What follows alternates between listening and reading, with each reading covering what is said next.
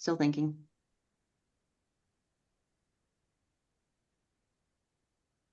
Okay, Kenzie, you should be gone. Give me just 2 seconds.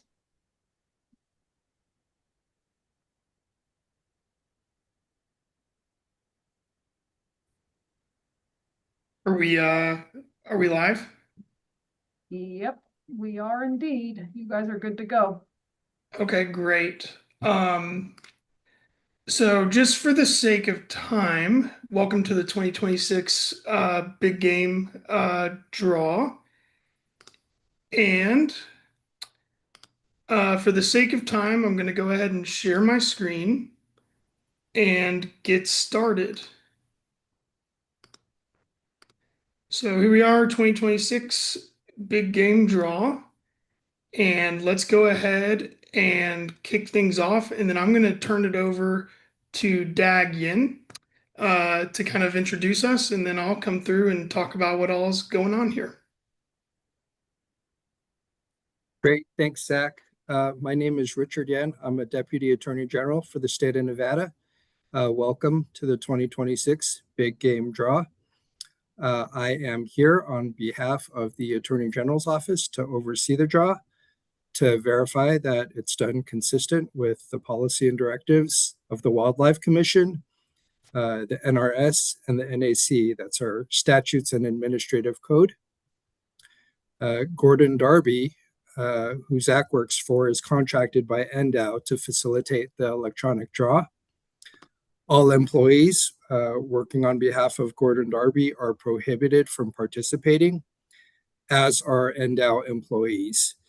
So this draw is being conducted in Texas. There are no NDOW employees there. It's just Zach and his team.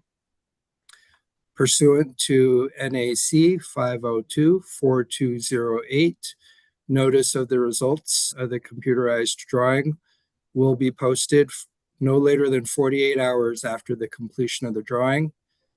We do anticipate that the drawing will be finished today, and that is calculated from the end of the business day from when that draw finishes. All that said, those drawing results should be communicated by end of business day Friday. To maintain the integrity of the results once completed, Zach's going to make 4 copies on thumb drives of the results, and Gordon Darby will keep 1 copy.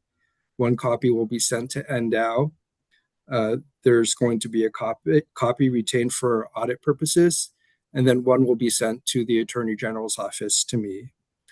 And all that said, I'm going to go ahead and turn it back to Zach. Yeah, Thanks. thank you, Dag Yin.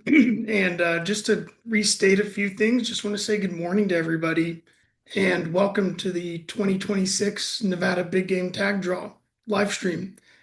So I'm a representative for Gordon Darby, the Nevada Department of Wildlife's contractor for the license, draw, and registration system. And I'll be helping narrate today's process so that everybody watching at home can understand what is happening, what steps are being completed, and how Nevada's big game draw works from start to finish. I know for many hunters, this is one of the most anticipated days of the year, whether you're hoping for a deer tag, elk tag, sheep tag, or some other opportunity. We know how much time, planning, and excitement goes into the application process. And we also know that the draw can feel complicated, with bonus points, hunt choices, quotas, resident and non-resident pools, party applications, eligibility checks, species-specific rules. So today our goal is to make the process as transparent and as understandable as possible. The draw itself is conducted through a controlled system process. The purpose of today's live stream is not to announce every individual draw result. I would love if I could read and communicate tens of thousands of draw results over a live stream, but that is just not possible. This is just to show the public how the draw is conducted, how the process is monitored, and how results are produced and secured before they are released to the public. Throughout the stream, I'll explain what is going on the screen, and we'll walk through the major steps And we'll pause periodically for some of our partners here at NDOW to give updates on some exciting stuff that they are working on. I expect this process to take roughly 3 hours, maybe a little bit less. Most of it, we're kind of just going to be sitting here watching the screen go. But just want to do this so everything is public and transparent. And want to say thank you again for joining us. We really appreciate the passion that Nevada's hunters bring to wildlife conservation, responsible hunting, and the stewardship of public lands and wildlife resources in the state. So before we get into what all is going on screen here, just to throw out a couple of numbers. So this year, in the Nevada big game application period, the department received 509,784 applications. That includes point only applications and tag applications.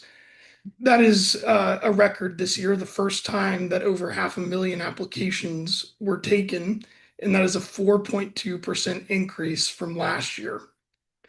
Now, the number of people applying has also increased by 2.5% this year. That's 88,360 individuals submitted an application for Nevada. This year, 7,487 people put in for the draw in Nevada the first time ever. 6,291 people applied this year after skipping last year, and 11,701 people applied last year, but not this year. More people applied for the first time or came back after sitting out this year than people who skipped this year. This year, also, 24,018 tags are available.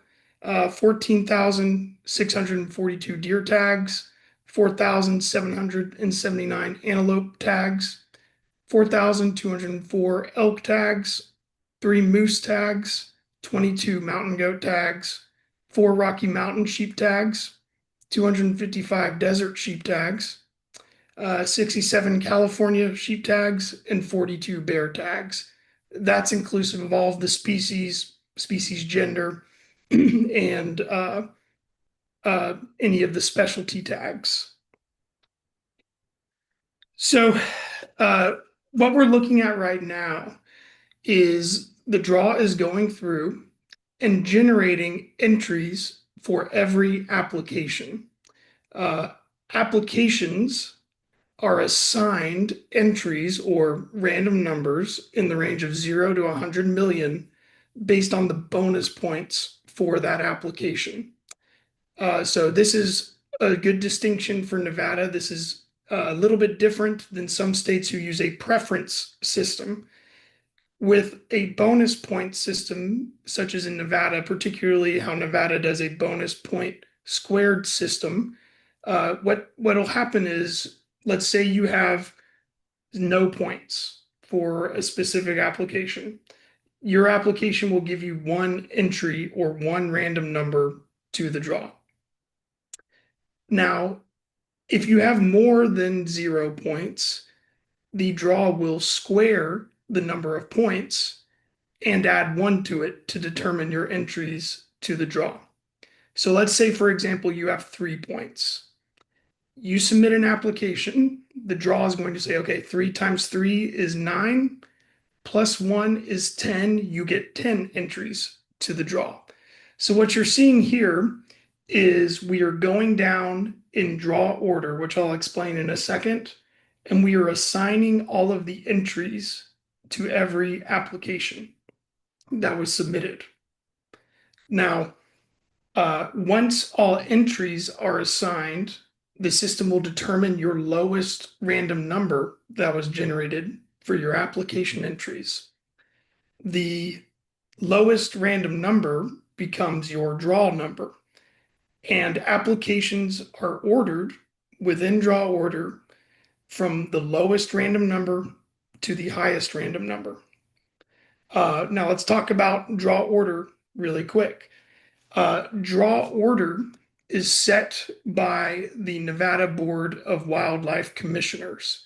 For some time previously, all of Nevada's applications for every species were not sorted against each other, and everything was just ran. So the first tag drawn could be a cow elk tag, and the fifth tag drawn could be an antlered elk tag.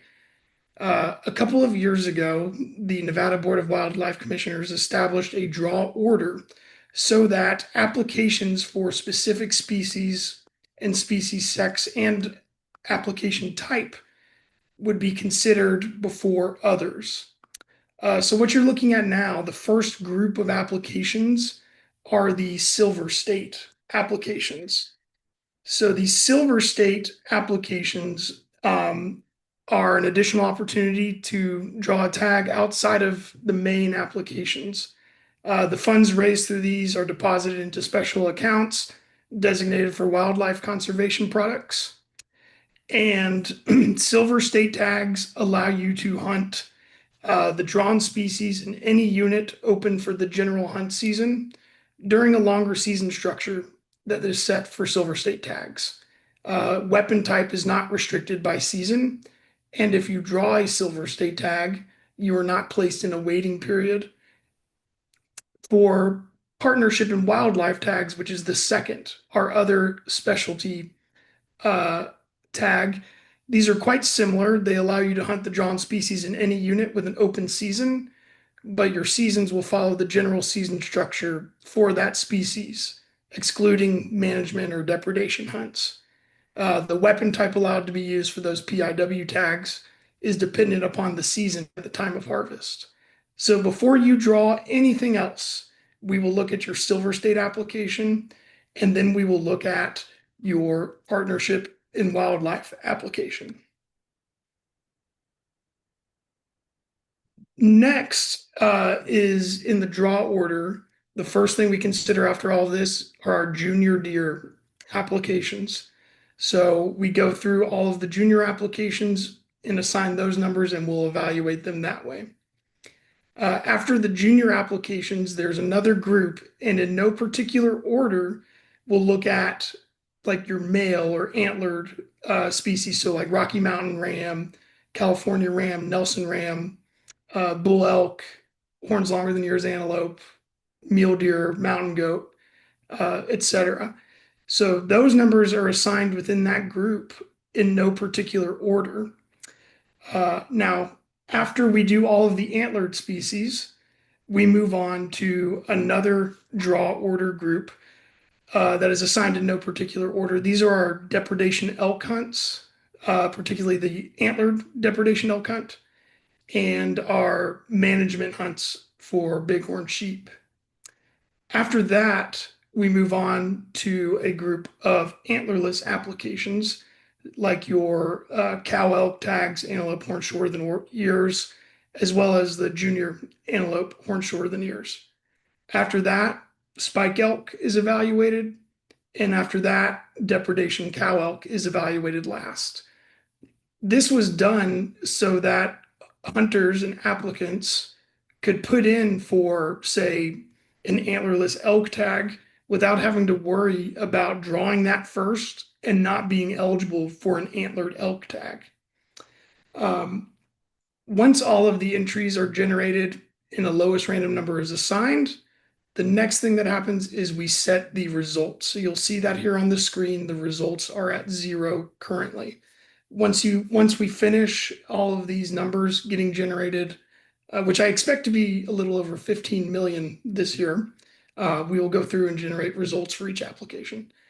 When determining results, we get the draw order group. So first will be Silver State, and we will assign them all by lowest random number. And when evaluating an application, we will look at the hunt choices. For most species and most applications, you can submit up to 5 hunt choices. Now, some states will look at the first choice on an application, see if you draw it or not, and then move on to the next application's first choice for another person. Nevada will evaluate all 5 of your application choices, or however many you made, before going on to the next application. So choice order matters, and to utilize or maximize your opportunity, I would encourage people to list as many hunt choices as they are able on each application. So we'll look at an application, we'll look at the first choice. We'll see if there are tags available for that first choice and if the customer is eligible for it. If so, you draw your first choice.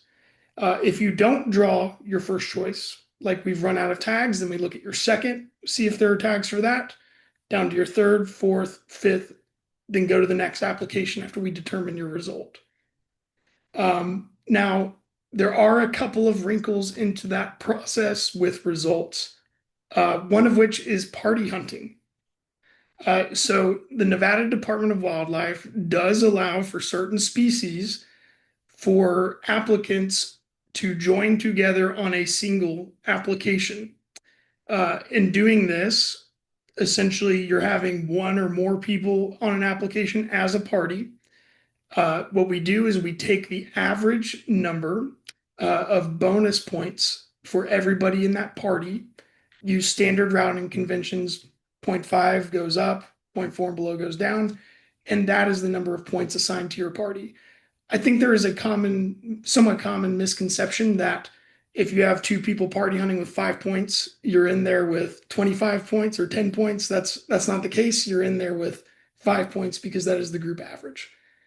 And when looking at the hunt choices and determining your result for a party application, the number of tags available for that hunt choice must be equal to or greater than the number of people in the party.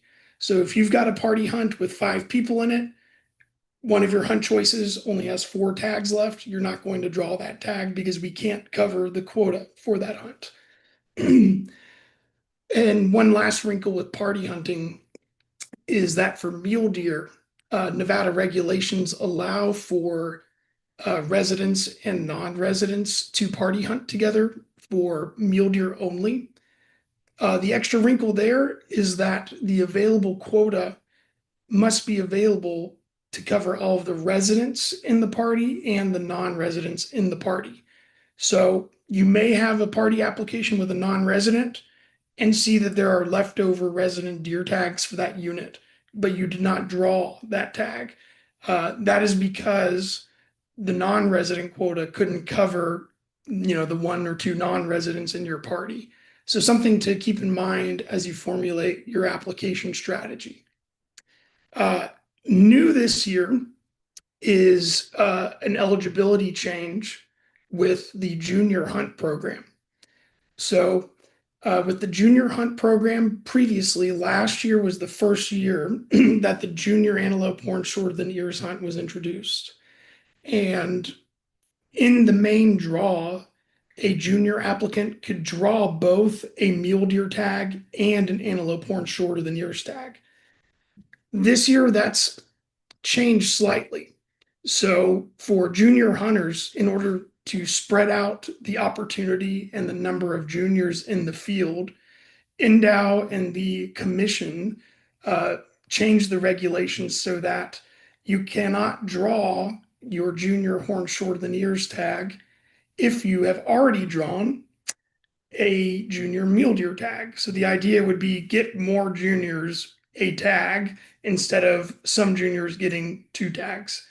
That will only apply to the main draw. As we get into second draw and first come, first serve, that rule will not be applicable, and juniors who drew a deer tag, a junior deer tag, could then pick up a antelope horn shorter than ears tag.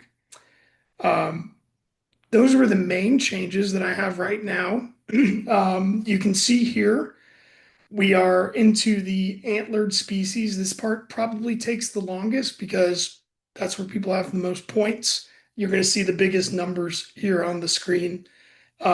We've probably got another 2 hours and 45 minutes.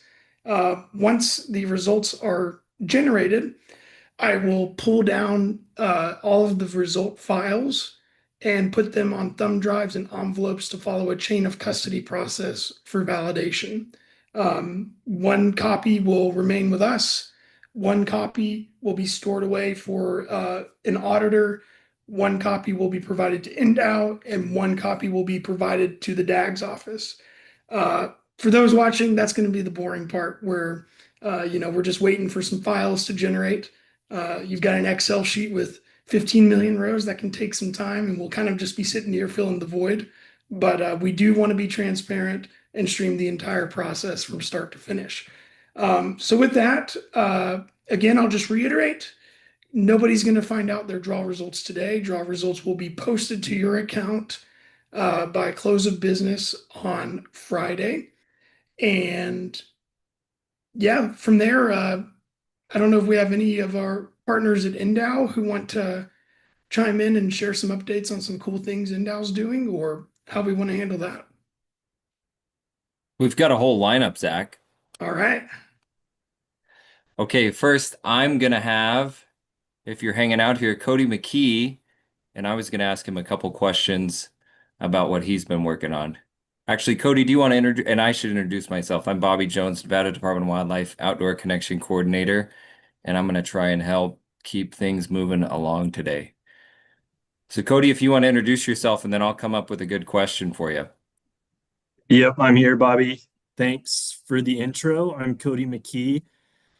I am currently the state's elk and moose coordinator in the game division here for Nevada Department of Wildlife. And basically, what my day-to-day looks like is seeking funding so that we can implement cool projects across the state that help us answer important questions about our elk and moose herds. We do a lot of data analysis. If you enjoy our hunt data summaries that we publish every spring, I play a pretty instrumental role in getting those out. And among a lot of other duties here with the department, I've been with the agency for over 14 years now. So I've had an opportunity to be involved in a lot of different aspects of what we do. And today you get to be part of the Big Game Draw live stream. Absolutely. Speaking of data, Cody, we actually talked about this on the podcast a couple weeks ago, but I just find it so interesting. Every handful of years, the department asks hunters for tooth from their bull elk if they harvest one, and we do quite a bit of homework on what that looks like and try and gauge elk population age. Do you want to talk a little bit about that? Yeah, I'd love to. So one of the, gold standard harvest validation procedures that not only the Department of Wildlife does, but agencies across the West is collecting incisors from our bull hunters. And we can use that information to assess the age of your harvested bull. Specialized labs take a look at slices of your incisor teeth and essentially can count the cementum annuli on those teeth, much like you would the rings of a tree, to determine age. And this is really important because the maturity of a bull is strongly correlated to the antler quality or antler metrics of the animal. And so the department has been collecting incisors going all the way back to 2001. And after several years of these efforts, we were able to make some interesting inferences about antler metrics based on the age of the bull.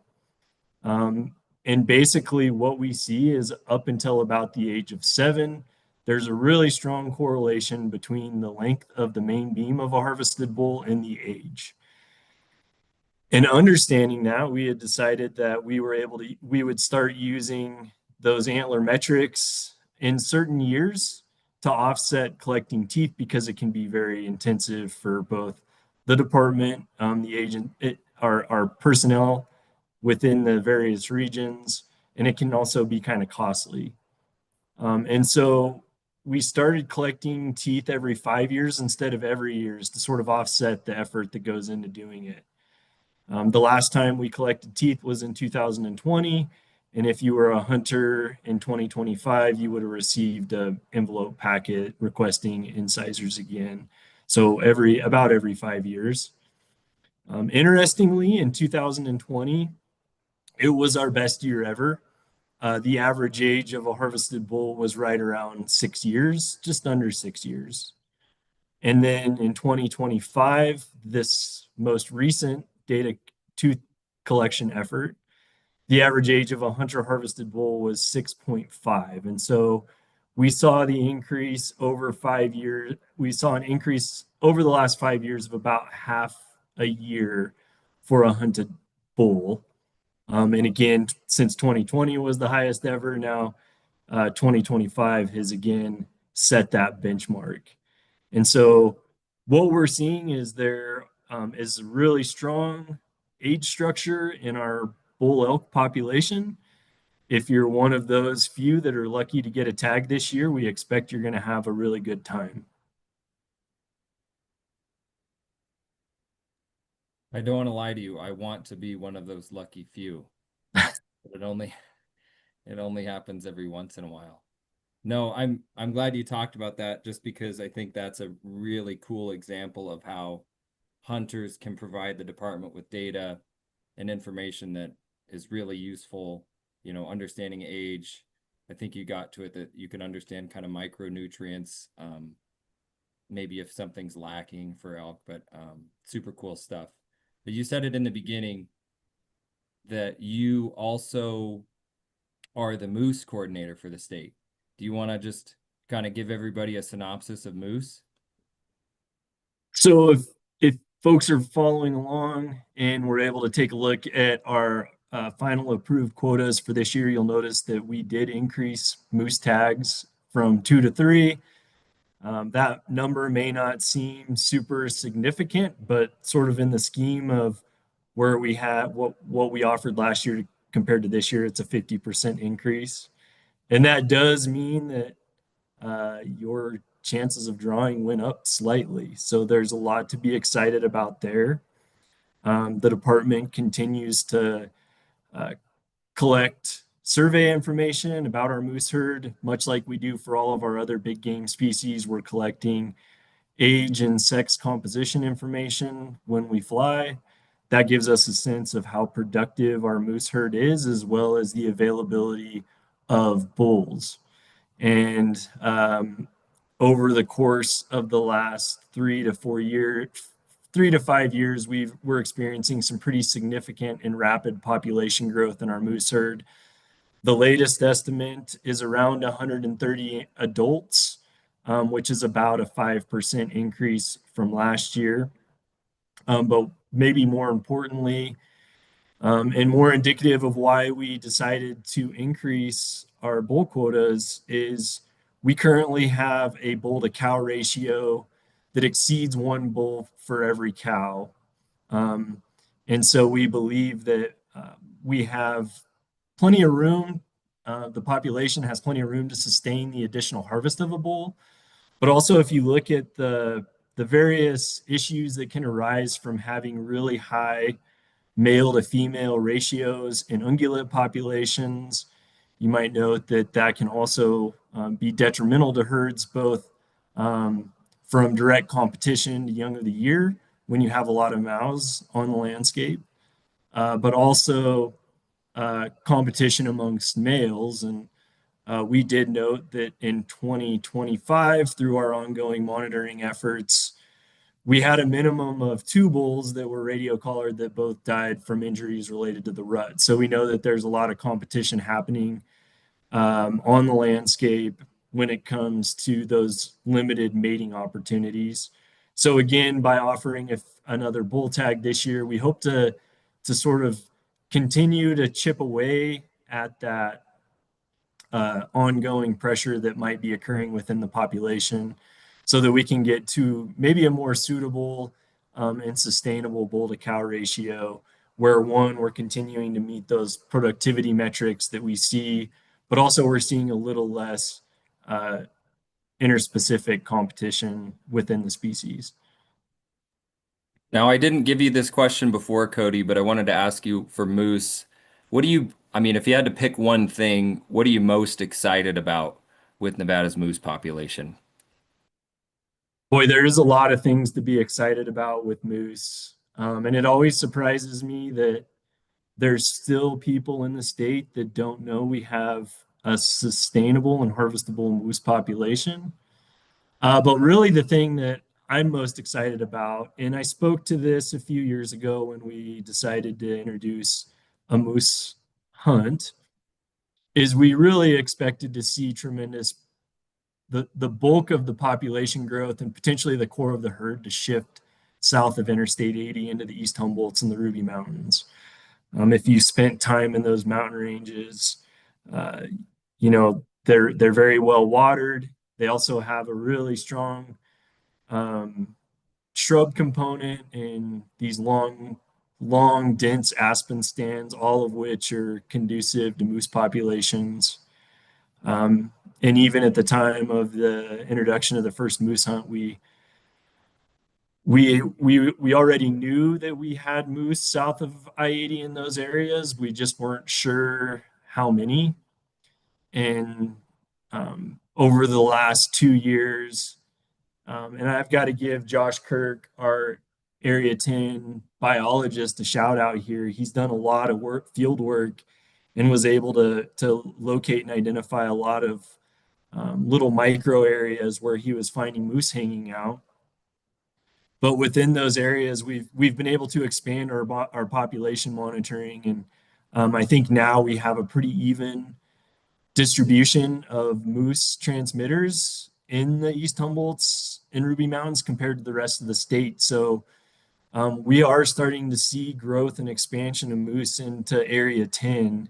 And I really think the sky's the limit for population growth within that area. It's always going to be really hard to truly track numbers, mainly because of how cryptic they can be, and they tend to be more solitary, so they're not in large herds like elk and deer.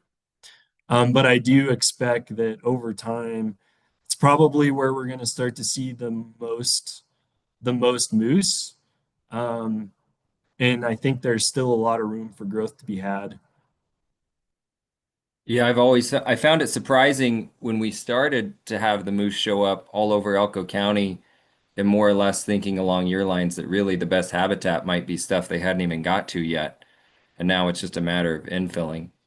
Yeah, no, and I think one of the other cool things about moose that we're just sort of on the cutting edge of, we deployed video camera collars 3 years ago, and those collars are starting to roll in. So we're actually going to be getting some really cool information about habitat use, attendant young, competition amongst bulls, cows, and bulls to bulls. And so there's a lot of really valuable information that we're going to be able to glean just from these little video camera snippets that are currently on the landscape, collecting information about our moose herd. Not to put you on the spot, how many of those are out there, give or take? Less than half a dozen.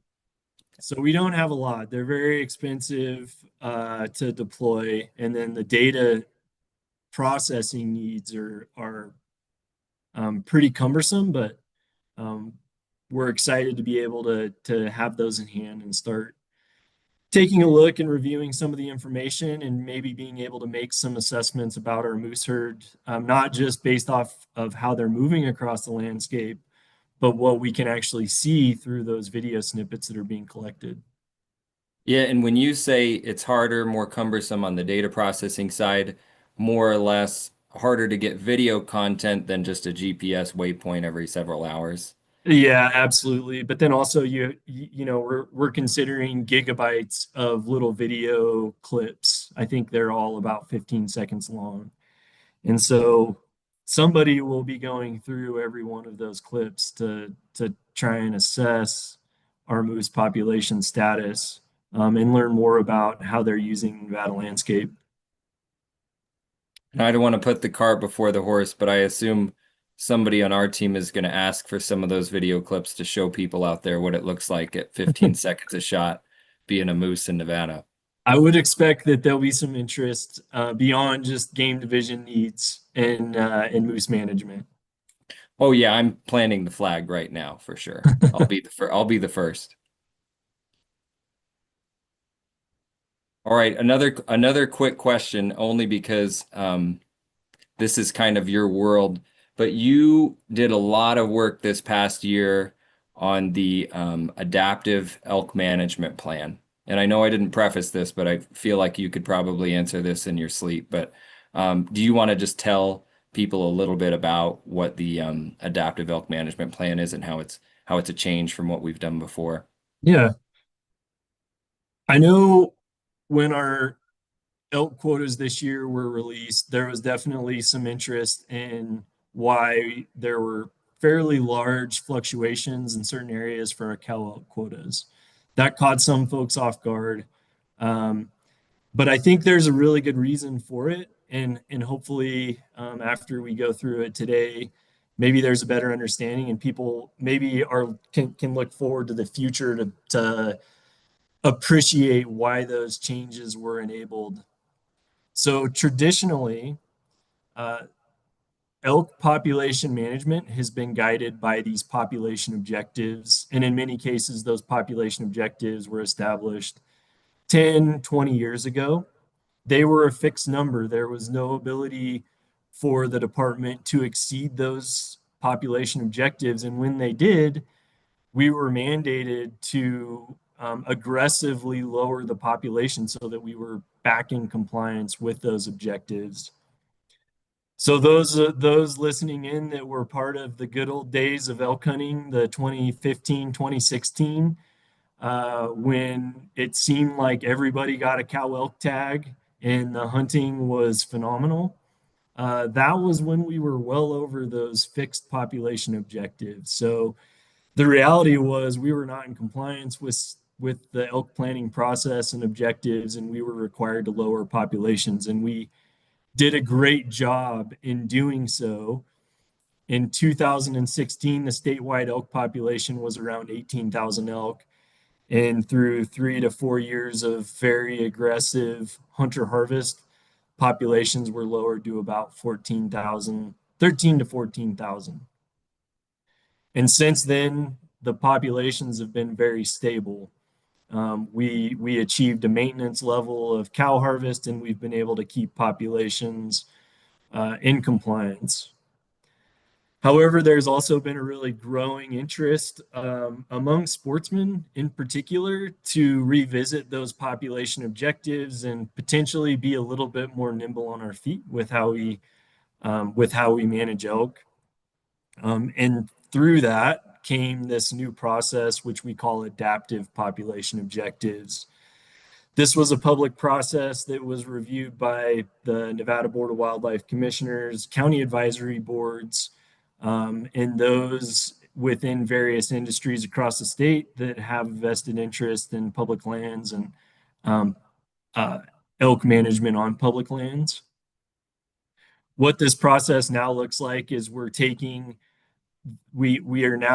now have the ability to evaluate population objectives on an annual basis, and populations can be adjusted by no more than 10%.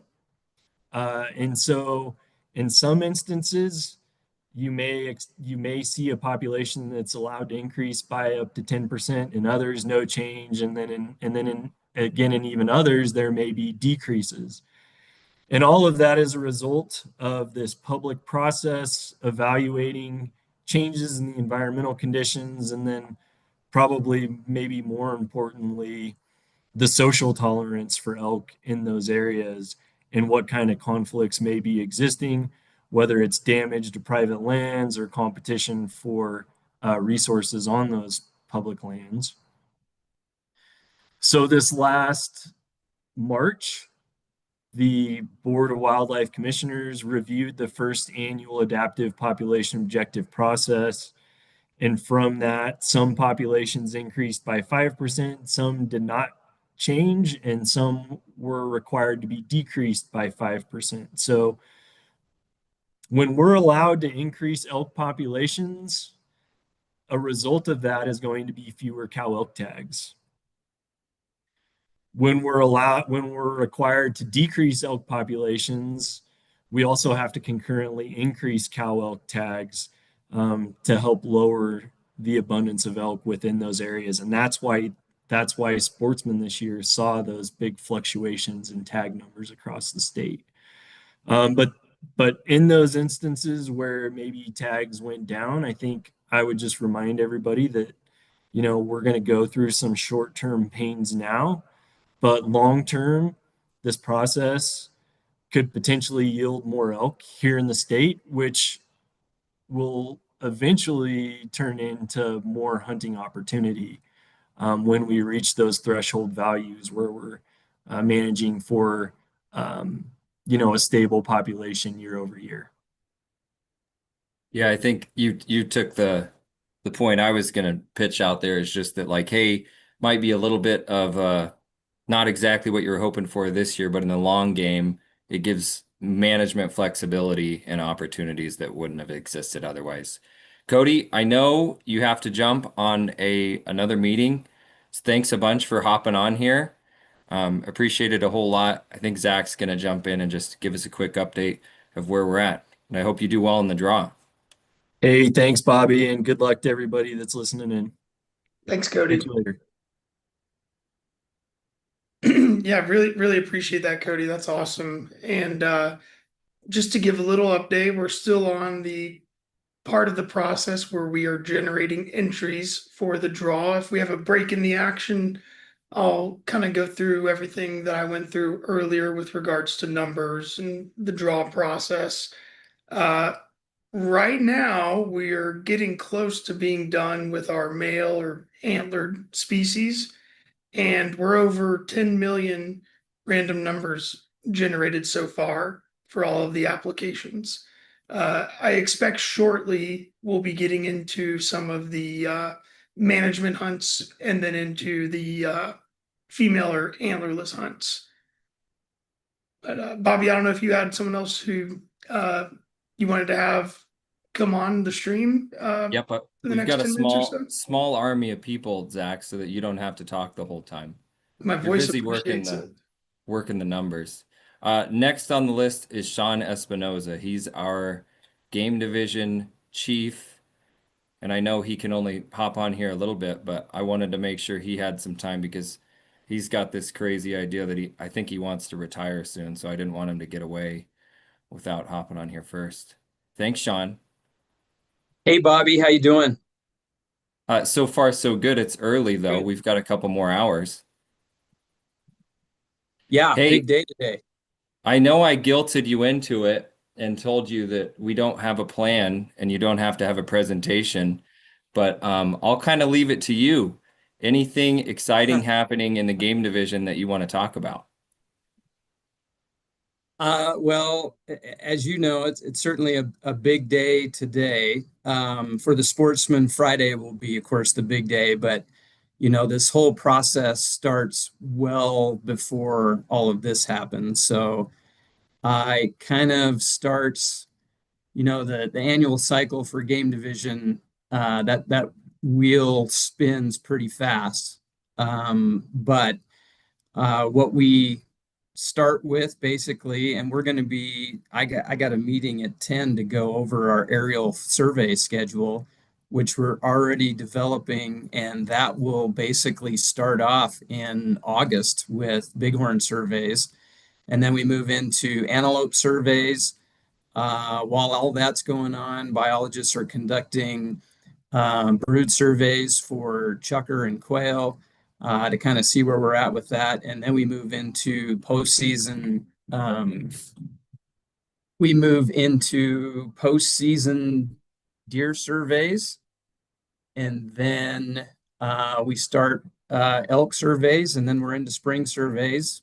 Meanwhile, in January, we set our seasons, and those always come with some alterations depending on how our populations are doing, and we add or subtract some seasons or alter some season lengths, whatever we need to do there. And then in March we start getting into analyzing survey results and starting to prepare our quota recommendations for the county advisory boards and the commission to consider. And then of course the early May commission meeting is where we set all of these quotas that you guys have before you today to try and determine how those tags are doled out. So that's kind of how our annual cycle goes within game division. And yeah, it's an impressive amount of work that gets done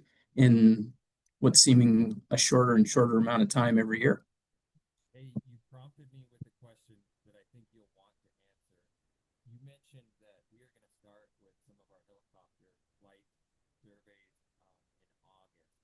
Do you want to just talk to people why we're doing some of those flights in August and what the understanding that, hey, like some of our hunting seasons are going to start, but also we have some work to do. Hey, Bobby, you may be having some audio issues and we're having trouble hearing you. All right, how about now? Loud That's and better, clear. much better.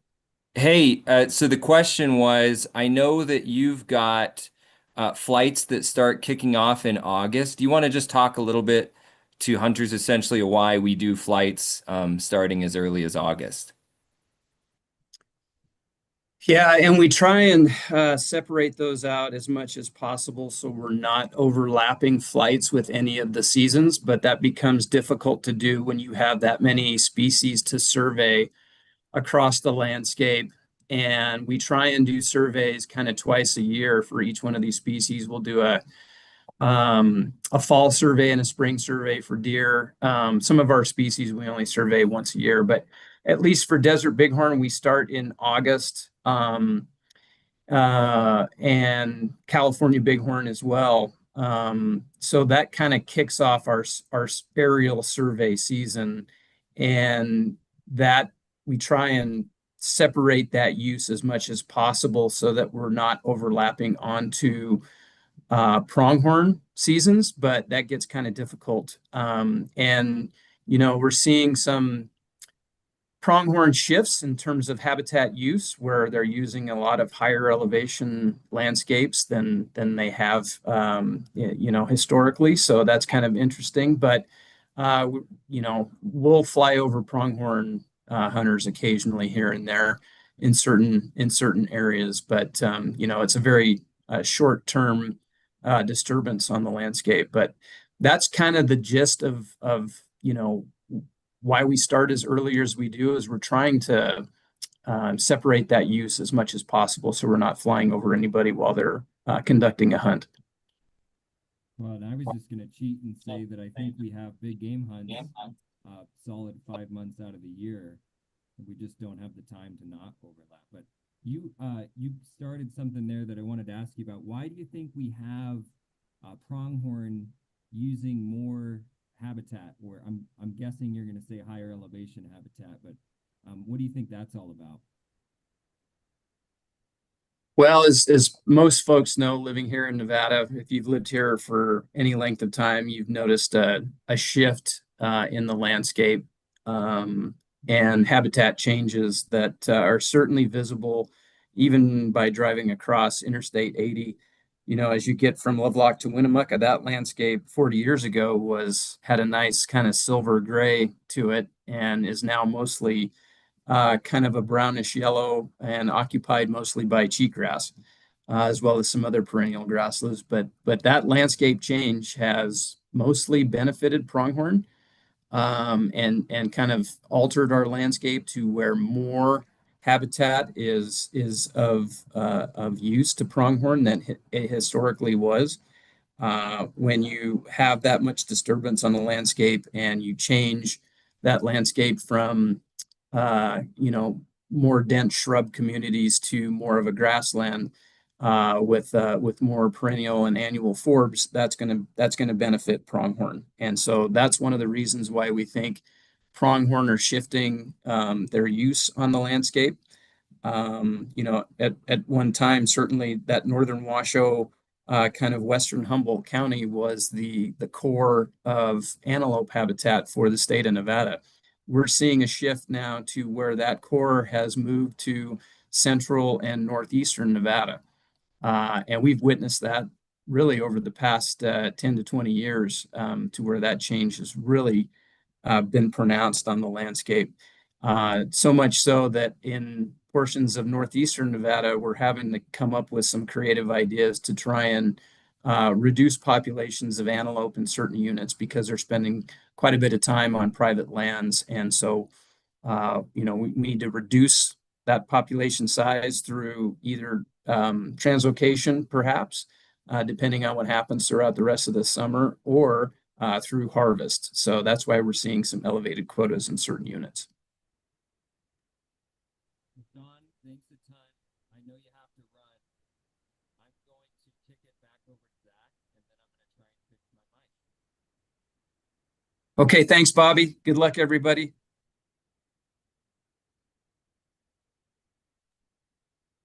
Hey, thanks, Sean. And Bobby, I think we're having trouble hearing you in and out uh, through parts of it. But thank you, Sean. That's awesome. And I just wanted to give an update in case anybody has joined us a little bit later. We've been going for about 50 minutes so far, and we are well on our way to having completed the 2026 big game tag draw.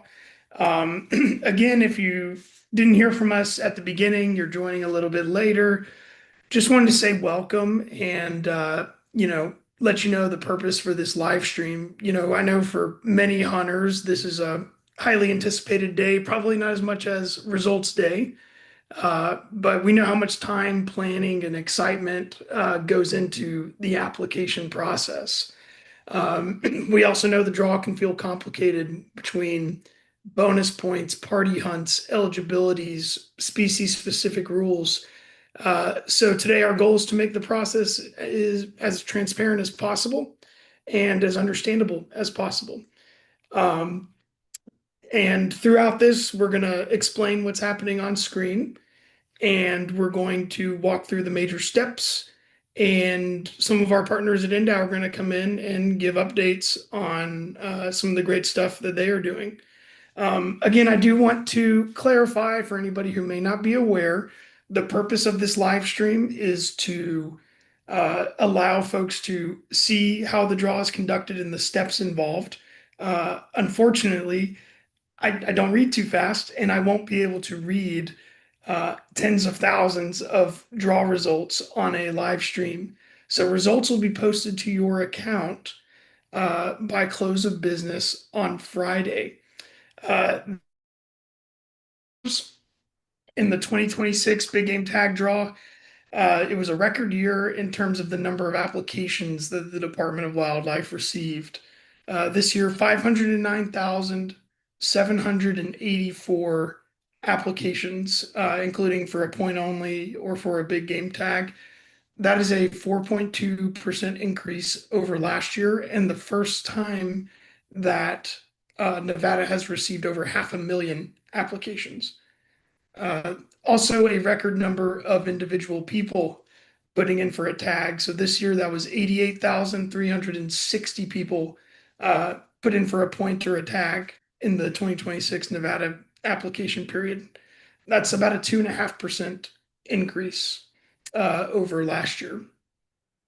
This year, 7,487 people applied for the first time in Nevada, and 6,291 people applied this year after skipping last year. That being said, 11,701 people skipped this year after applying last year. This year, there are 24,018 tags available in the draw. That's 14,642 deer tags, 4,779 antelope tags, 4,204 elk tags, 3 moose tags, 22 mountain goat tags, 4 Rocky Mountain sheep tags, 255 desert sheep tags, 67 California sheep tags, and 42 bear tags. That includes like all species, specialty hunts, antlered, antlerless, etc. What you're looking at now on the screen is the draw is going through and creating entries for every application. What we call an entry is the random numbers that are assigned to your application between the range of 0 and 100 million. So applications are assigned entries based on the number of bonus points that you have. For example, if you have no points and you submit an application, your application gets you one entry to the draw. You get one random number assigned. Another example, if you have 3 points, Nevada is a bonus point squared system where they will take your 3 points, square it, 3 times 3 is 9, and add one to it for your application so that your application is assigned 10 points and 10, or not 10 points, 10 entries or numbers in the draw. What you're seeing here are all of the applications that were submitted and the number of entries that are being assigned per the applications. We are into the antlered species right now. That's where we're going to have the highest number of entries generated. And I think we're over 13 million right now on the number of entries generated. I expect this to go up to around 15 million. So after we get through, it looks like we're on bull elk. We'll get into the depredation and management ram hunts. Then we'll get into our antlerless species. And then we will round out with depredation, cow elk, and spike elk. After all of that is completed and applications are assigned all of their entries, you'll see it kind of pause on the screen, but what's happening behind the scenes is we're looking at every entry assigned for every application and determining what of those is the lowest random number. That becomes your draw number. So more bonus points means more entries or more random numbers, but everybody gets one draw number. So bonus points are not a guarantee of drawing a tag. It's not like a preference where somebody with 2 points will always draw over somebody with 0 points. It is entirely possible that somebody with many points does not draw a tag and somebody with very few points does draw a tag. The increase in points increases your chances of drawing that lower random number for your application. Once the low number for every application is assigned, we'll then order them within draw order. So the draw order is run essentially by silver state tags, PIW tags, junior deer tags, then all of your antlered species, then your depredation bull and management ram hunts, then your antlerless species, and then your spike elk, and then your depredation cow elk. That is done so that as an applicant, if you'd prefer to hunt a bull elk and a cow elk, you can put in for both without worrying about your cow elk being drawn first and kicking you out for where you may otherwise have drawn a bull elk tag. Let's see here. One kind of significant change for this year, kind of starting back to last year, is the Wildlife Commission in Nevada established a resident junior antelope horn shorter than ears hunt. That was established last year, and in last year's draw process, juniors were able to draw a junior deer tag and the junior antelope horn shorter than ears tag for the main draw. This year, to increase opportunity in the number of juniors that can get out in the field and hunt, eligibility rules have changed there, where if a junior draws the junior deer tag first, they will be marked as ineligible for the junior horn shorter tag. So essentially, to draw a horn shorter tag, you would have to apply for that, only that, or lose or be unsuccessful on your junior application. That should equate to more juniors receiving tags for this draw, and so we're really hopeful to see what that looks like here. After all of the results are determined, we will begin a chain of custody process for verification and validation of the draw results. I will be putting several files onto thumb drives, one for the Attorney General, one for an auditor, one for Gordon Darby's records, and one for NDOW's records. After the verification and ratification of the results is complete, they will be made public to applicants. That will take place before close of business on Friday, this coming Friday. So keep an eye out this Friday for when results are posted. You can see here we're on to moose now, and I think that may be the last of the antlered species. We're going to start getting into a couple other hunt categories. I'd anticipate we've maybe got another 2 hours as a part of this process. So everybody who's been with us from the beginning, you guys are troopers. Glad to see the interest, and yeah, we'll update accordingly as things go. Bobby, I don't know if you have anything you wanted to add or somebody you wanted to bring in, or how you want to handle that. Yep, we do. Can you hear me now? We can hear you loud and clear. Oh man, I don't have to yell at the computer anymore. Yeah, the next person I'd like to bring on is Jeremy Lutz. He oversees all of NDOW's wildlife management areas. And Jeremy, feel free to take it away wherever you'd like to start. Anything you'd like to tell people about the wildlife management areas and your program. Yeah, thanks, Bobby. Good morning to everyone, and thanks for this opportunity to speak to our awesome WMAs. Good luck to you and your family, and good luck to everyone with this draw. Hopefully, there's some good news coming Friday. So yeah, my name is Jeremy Lutz. I work for the Nevada Department of Wildlife. I am a wildlife staff specialist that manages and oversees the wildlife management area program across the state of Nevada. Basically, that entails managing 14 wildlife management areas, supervising up to 13 full-time staff, 5 seasonals, and covering about 150,000 plus acres. We're spread out from the very northern tip of the state on the Idaho border with the Bruno Wildlife Management Area, all the way down to the Mojave Desert at Overton WMA in the Lapa Valley. So we're spread pretty far out, with WMAs in between each one.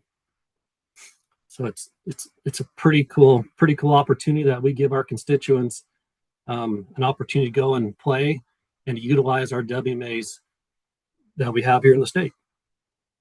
Yeah, and for those people out there who haven't visited some of our WMAs, I mean, there's hunting, fishing, and we've got all kinds of different types of WMAs. And you've even got one essentially in your backyard there that's relatively new. Do you want to tell people about that WMA? Yeah. We again, like, because we do have some very unique WMAs and they are spread across the state. Every WMA we have is kind of unique in the fact that it's eccentric for those species that exist. Like Overton WMA, it's basically within the Mojave Desert, and so we manage that for primarily waterfowl. And so you can imagine the importance of that WMA an hour outside of Las Vegas for waterfowl. We also have, like I said, the Bruno WMA on the very northern tip that actually has elk. We've seen the occasional moose on it. It has the Bruno River that goes through it. So it kind of offers a unique experience. We also have another WMA right outside of Battle Mountain where I live. It's called Argenta WMA, and it's right along the Hummel River. And it offers, again, just a unique opportunity for everyone that wants to come and look and watch birds. We've documented well over 100 different bird species on that WMA. And when the Hummel River floods, we'll see hundreds of thousands of migrating birds along the Pacific Flyway that utilize that wildlife management area. Yeah, and I want to say most of our WMAs have water on them or are close to some kind of water source. And I mean, my brain doesn't work as good as it used to, Jeremy. How long have you been in this role? It hasn't been too long yet, but it's been. Yeah, it's basically a little over a year and a half. I think I've been with the department now almost 21 years in a couple of different fields, from fisheries to habitat to big game. But yeah, every WMA that we have offers unique opportunities, from fishing to hunting, whether it's turkeys, whether it's waterfowl, big game, but also we have fishing opportunities. But another one that we kind of forget is we also, have opportunities for our non-consumptive users, and those are our bird watchers. Those are our people that just want to go out and just enjoy our WMAs and get connected with nature. Yeah, it's a really cool I want to say diverse opportunities all over the state, however you want to enjoy spending time outdoors. Uh, I know you haven't been in the job that long, but did you end up finding anything surprising about our WMAs when you took the job over, or anything that you felt like was exciting opportunities to do something different? Yeah, I think what I still cherish today is the fact that each WMA does offer unique characteristics, right? So, like when you look at Overton, for example, or you look at Carson Lake Pasture, we did most of the WMAs we have bought, or the land that we bought was for that water, was for the value of water and its habitat in the driest state in the union.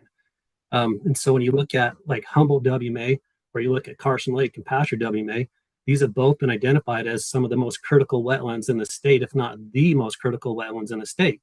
And again, that all exists along that Pacific Flyway. And so you can only imagine being a waterfowl, a duck, or a shorebird who's migrating thousands of miles every year, coming across, arid, dry Nevada. All of a sudden, you see this little tiny pool down there, if you will, of water. First thing you're going to want to do is stop down there and take a stopover and kind of regroup and regather yourself. So that part to me has been super cool to see on some of the values that we have and why we bought these WMAs, but also how important these WMAs are to wildlife, especially some of our birds, our waterfowl, our shorebirds, some of those unique species. But we do have, which another really cool thing that I really wasn't aware of before taking the job, but a couple of our WMAs or state lands or conservation lands actually house some of the most critically endangered fish or species in the West. I tell my guys constantly, I think this is a pride thing. Like it's pretty awesome that we house these species and we are responsible for helping maintain and manage these species. Yeah, and this is a little bit of a curveball, and it's not meant to be. You just got me thinking when you were talking about that. You'd mentioned earlier that you've got a handful of seasonal positions, and I was doing the math. I came to you 19 or 20 years ago when you were a relatively new biologist and asked, how do I get involved at the department? What do I do? So if there's somebody out there that's listening that's like, man, taking care of one of these places, um, you know, helping restore habitat for wildlife that's NDOW owned property. What would you encourage people to do looking to get into the field, maybe be a seasonal, working at a WMA, or a technician working at a WMA? What kind of advice would you have for them? Reach out to your biologist, reach out to any of the supervisors or any of the staff at a WMA. We absolutely encourage to take ride-alongs. We want to get you out on the WMA. We want to show you what we do. um, just try to get involved, participate.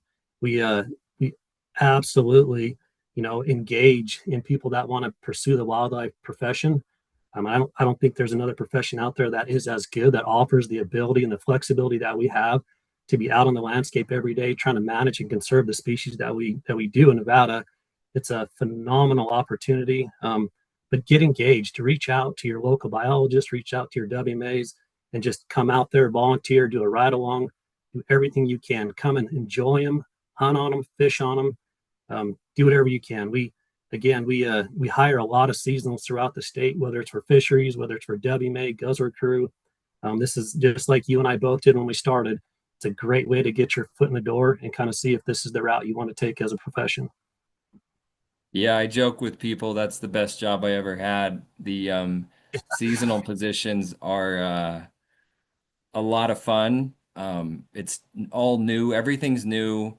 You're out, driving a truck to some mountain range you've never been to. I mean, um, I worked with you out of Winnemucca there as a stream survey seasonal. I just couldn't give enough praise to how awesome those opportunities are for people to get involved. And since you were the first person I ever talked to about it, it felt appropriate to let you talk about it a little bit. Anything else that you want to leave people with on WMAs? I know you're busy today and I don't want to keep you too long. And thank you for jumping in for the Habitat division. There's, about 5 people I have to give a hard time to that all said they were too busy. They had to go into the field today or something else. I think it's just our nature, Bobby. We're kind of recluses, right? Being as a biologist. But no, again, thanks for this opportunity. The only thing I'd like to share and maybe get out to our constituents is please get out and enjoy our WMAs. That's why we have them. That's the intent and the purpose is for people to get out there and make that connection with wildlife, with nature, whether it's hunting, fishing, or just observing birds, wildlife in general. So please use them. And again, thanks for this opportunity and good luck on the draw. Yep. Thanks a ton, Jeremy. Really appreciate you hopping on. Yeah, of course, anytime. Zach, I better ask you, would you like to give people an update to let us know where we're at? And if not, I will jump. Oh, you're jumping on. Yeah, I'd be more than happy to, Bobby. Just waiting as numbers go through. I think we're done with that. We got Silver State, PIW, junior deer, antlered species, and then depredation bull and the management ram hunt. So I think we're moving on to the sixth group, which is our antlerless species. There is a bit of a pause as it goes through and calculates the numbers between each group. You can see there, horn shorter than ears just popped up. So we're just waiting on some of those. We'll have two groups after that. And there'll be a bit of a pause as it goes through and sorts everything, puts in the bonus point only applications. Then the magic will happen where we actually run results for the draw. We're at about 14.8 million random numbers generated for all of the entries so far. So well on our way, just cruising along, looking good. So yeah, I don't know if there's anything about the draw you'd want me to chime in on at all, or anything Nothing maybe I in haven't particular. I just didn't want people to think we weren't paying attention covered. because No, we're yeah, cycling through speakers. yeah, just watching numbers tick up. Well, thanks, Zach. I'm going to ask if Kevin Netcher wants to jump on here. He is our aquatic invasive species specialist, and he's here on behalf of the fisheries division. And you sent me a long list of stuff you wanted to talk about, Kevin. So I don't want to get in your Whatever you way. want to touch on, Bobby. All right. Well, I think one of the coolest things that fisheries has going on that's kind of being handed off to who knows exactly who yet, but is the Native Fish Slam. And there's some updates to that program. Do you want to just give people a breakdown of what goes into the Native Fish Slam, what it's all about? Yeah, so our Native Fish Slam is an angler recognition program where we try to promote our anglers to go catch our 5 native salmoniid species in the state. Those are bull trout, mountain whitefish, red band trout, and 3 species of cutthroat trout: Lahontan cutthroat, Bonneville cutthroat, and Yellowstone cutthroat. And to participate in that program, you gotta go catch those species within their native range and send us a photo of your catch. And once you complete your slam, new to this year is we're going to be start handing out individually numbered medallions that will be given to the anglers after they complete their slam. There'll be a lot more information coming out about the medallions this summer. It's still a new program or new award, I guess. Previously, we gave out some hats, but the medallion is new for 2026. Yeah, and the medallions are gorgeous. They're super cool. I mean, I Yeah, I hope wish I people had aren't. one to wish I had one to share on the camera, but I don't. But yeah, they're gorgeous. They're the artwork on it was done by a local arena artist, Jason Barnes, who recently retired from Trout Unlimited. It's a Lahontan cutthroat trout. And every few years, we're going to switch out the species on the medallion. So I think next will be bull trout in a couple years, and then we'll go from there. Yeah, and hopefully people aren't doing it just for the medallion and you're doing it to get out to all the cool places and to catch these native fish. But the medallions are pretty awesome. It's an exciting kind of change. And I know something, yeah, that Kim worked a lot on before she left. Next thing, I think you wanted to give people a little bit of a fishing report. It's a bunch of people watching the stream right now that are stuck on computers or on their phone, but if you could be out and fishing, what would you recommend people be doing? Yeah, I mean, so we didn't have the greatest winter this last winter, but we got to remember that we're coming off of 3 fantastic winters. So we anticipate most of our major reservoirs to be at capacity or near capacity going into the season. We'll see some water dropping as the summer goes on and irrigation season kicks off, but we're anticipating a great fishing season for this year. I know Wild Horse and South Fork and Ohio are already fishing really well. Though, there's water reservoirs have cold water and warm water opportunities. I mean, Wild Horse, for example, has wipers and smallmouth and largemouth and a lot of different trout species. One downside we wanted to touch on was Lake Mead. We're anticipating that there will only be one usable ramp at Lake Mead this summer. We're thinking Colville is going to close down, so the only usable ramp will be at Hemingway. So that's going to create some long lines for people wanting to launch a boat and recover their boat. So just try to be patient there. Unfortunately, that's kind of out of our control. That's more of a National Park Service issue and a Bureau of Reclamation, but still want people to be able to use the lake as much as possible. Cummins Reservoir is another one we wanted to highlight. We're still doing active northern pike suppression there, and that is to prevent them from overrunning the reservoir because there's a very popular trout and largemouth bass fishery there. The bluegill and Cummins are also starting to take off, so that's another species available to anglers. Some very large bluegill are currently in Cummins, so we hope people go catch those. Since it's still a small population, if you do catch a bluegill, please release at Cummins, let that population build up a couple more years. And just a reminder that it is illegal to release any northern pike you catch at Cummins. So if you catch it, we ask you to dispose of it. And another one, Cave Lake. The dam was completed in 2025 last summer, so it got heavily stocked last fall, and it's going to get heavily stocked this spring, or already has been. So Cave Lake is back. Should have great fishing this summer. You cheated. You ran through a bunch of the topics without letting me ask any questions. And I was going to say on the Lake Mead stuff, we really could use snow in Colorado. That would help a lot too. Yeah, Colorado, Have a lot more Wyoming, water. they need some big winners there. Hey, so you've got a couple other things on here that I want to make sure you have an opportunity to talk about. McDermott LCT project. What is that all about?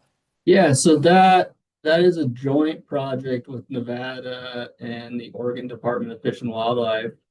So McDermott Creek it's within the native range of Wilhott and Cutthroat Trout (LCT). It actually starts in Oregon and crosses into Nevada. And recently, the states got together to purchase a ranch, which coming after Jeremy will be incorporated in Nevada's WNA program. But this summer, the two states are getting together to perform a rotenone treatment to eradicate the non-native species within that drainage, after which we'll reintroduce the native LCT. So it'll be another location on the map for people to go catch Wilhott, cut their trout, and it'll go a long ways to the recovery of that species. Also, just a beautiful, underrated part of the state if you've never been up there.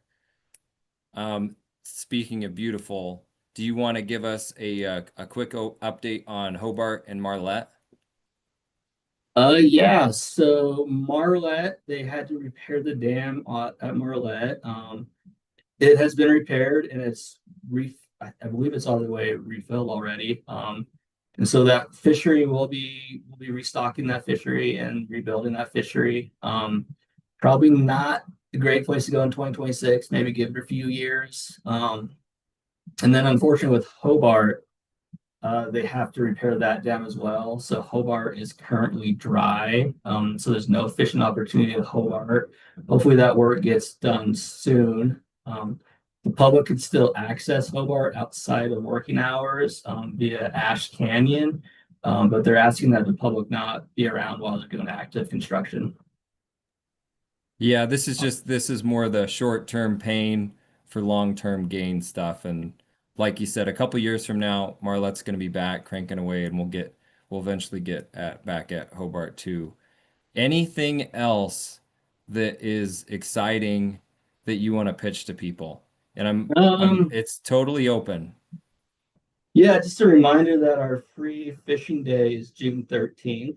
That's coming up here pretty quick. So you don't need a fishing license to go fishing on the day. So we encourage everybody to get out and go fishing and have a great time. Another topic we want to touch on is we're actively stocking our urban ponds in the southern region. Those are receiving channel catfish. So those will be available to the anglers in Las Vegas and Boulder City through the summer. So please go out and enjoy those ponds and those fish. Yeah, I think that's all the topics I had to talk about. Well, thanks a bunch, Kevin. Sure appreciate it. Yeah, thank you. All right, Zach, how are things looking on the draw? Do you want to give us just a quick idea where we're at? Yeah, we're almost at the end of bonus point entry generation. I think after we get through these cow elk applications, you're going to see the junior horn shorter antelope, spike elk, and depredation cow elk. After that, there's going to be like a pause of about 10 minutes or so, where all of the bonus point only applications are factored in. And then we'll start generating results. Um, maybe, I don't know, maybe 30 more minutes till that part is done. It's moving right along though, getting close to 15 million random numbers generated right now. For those watching, that's based on the number of points for each application, not the number of applications. And yeah, we're just moving right along here. Bobby, do you get any questions about the draw or, you know, applying for tags that maybe I could shed some light on at all that would help fill the time? Or I get plenty of questions about the draw. What ones to ask you, Zach? You're kind of the insider knowledge expert when it comes to all of this stuff. Oh, I'll ask you one, and then we'll hop over to Logan. I see he just jumped on. Um, Party hunts. Here's one that I get a lot. So we have a party hunt. Let's just say it's 3 resident hunters, and they are in a antlerless elk party, and one of them draws an antlered bull tag. So one in the party draws the bull tag. How does that affect the rest of the party? that's a great question. So you shouldn't be afraid to potentially apply in that fashion. Since we have a draw order, we will look at bull elk applications first. Should you draw a bull elk application, you are simply removed from your cow elk party. The other people in that party could still draw a cow elk tag if they do not draw a bull elk tag. So that happens quite frequently. There's no risk in doing that. Everything with the draw order and eligibilities are intended to maximize your opportunity in how you apply and uh, not hurt you for making an application choice. Thanks a bunch, Zach. That is one of the questions I get quite a bit, that people just are concerned and it's totally reasonable trying Yeah. to figure it out. What's the fallout of something like that? Totally. And next, I think we're going to jump over, if everybody's up for it, to Logan Clonakey. He is our hunter ed guy for the Western region, does all kinds of good stuff. Thanks for hopping on, Logan. Yeah, thanks for having me. Okay, I'm going to ask, actually, Cody McKee gave this to me earlier to make sure I asked you, just because it's a really neat story, is that you had a bull elk tag last year, archery bull elk tag, and you were one of the people who sent us a tooth. And I wanted to ask you what you found out about the bull elk that you harvested, and just give us a little bit of that story, if you don't mind. Yeah, I guess I'll start with the story first. I only had 4 points when I drew the tag, so I just got stupid lucky drawing the tag in the first place. And it happened to be a really good archery tag. And it was my first or my second archery tag. I had an archery deer tag a little bit year prior to that, but I've never harvested anything with a bow. It's my second year applying for anything archery. So that was super cool. I didn't think I'd even be thinking about hunting elk with a bow anytime soon, but here we are. I was able to harvest a bull elk. It only took 24 days, a couple blown stalks from the wind screwing me over in the last couple yards. But through submitting my tooth, I was able to get the age of my bull, and it came back at a whopping 15 years old, which was amazing. Yeah, I was already over the moon about harvesting my first animal with a bow, but to find out it's just that much more unique of an animal coming back at 15 years old on public land was insane. Um, well, it's a great hunt. I wish it didn't quite take 24 days, but I would go do it all over again in a heartbeat. Yeah, Logan, you're a young guy. You're at a good point in life to go hunt for a bunch of days. And I don't know. It's just a cool story. I was pretty excited for you that you drew the tag. I'm sure you got a low number to get the tag, but then to, be out there struggling, working, blowing stocks, that's all part of the deal. And then, Yeah. yeah, a 15-year-old bull is ancient. That's what were you doing 15 years ago? 15 years ago, that would have put me at like 11. I wasn't even thinking about hunting yet back then. Yeah, 11. Yeah, I was at 11 years old. I was probably hanging out in middle school, eating crayons still. So not I don't nothing know. good. Okay, so that's the cool story that I figured we better hit. Now I have some more work-related questions for you. We just had an awesome weekend that we were coming off of the Instructors Academy, the Volunteer Instructors Academy. We do it every year. It's for all of our volunteer instructors, hunter ed instructors, angler ed instructors, wildlife ed instructors. It's a big learning opportunity, kind of a celebration for them. Do you want to tell us what went into the 2026 Volunteer Instructors Academy? Yeah, absolutely. This year was a huge success as far as the academy goes. We were able to do some very cool and unique things to promote a cross training between our instructors. So hopefully get some angler ed volunteers into hunter ed and vice versa. Get a couple of them into wildlife ed. Um, so typically every year we'll bring volunteers out to a different region from the entire state, and we'll do this cross training. But we wanted to make it unique this year. We've talked about it for a few years since I've started about getting instructors to actually go on a live bird hunt, which we were able to make happen this year, which was super awesome. A lot of the angler ed instructors and wildlife ed instructors, it's not something that they get to go do every day, nor have the means to go out and go on a bird hunt right away. So that was really awesome to get them so involved into a different discipline of teaching with the department, as well as a lot of the hunter ed instructors went fishing at the Elbow out in Yerington. A lot of them had a really great time doing that. Then same thing with the wildlife ed. They got to go kayaking and do some cool different programs that our wildlife ed folks get to do in classrooms. So overall, it was a great weekend, getting different disciplines to teach different disciplines, hopefully, as well as shooting birds over my dog, which was super cool. Everybody had a great time, and I think it was one of our more successful academies as far as a cross training event goes. Yeah, and other activities that were there, you had the 2D archery, you had Yeah. Oh, yeah. the flu archery, which is flying targets and people are shooting at the targets. You had the 3D archery course. There was a heavy kind of piece of archery for the people that were closer to camp that day. I know there was shotgun shooting. You might have mentioned that. I can't remember. The Instructors Academy is awesome.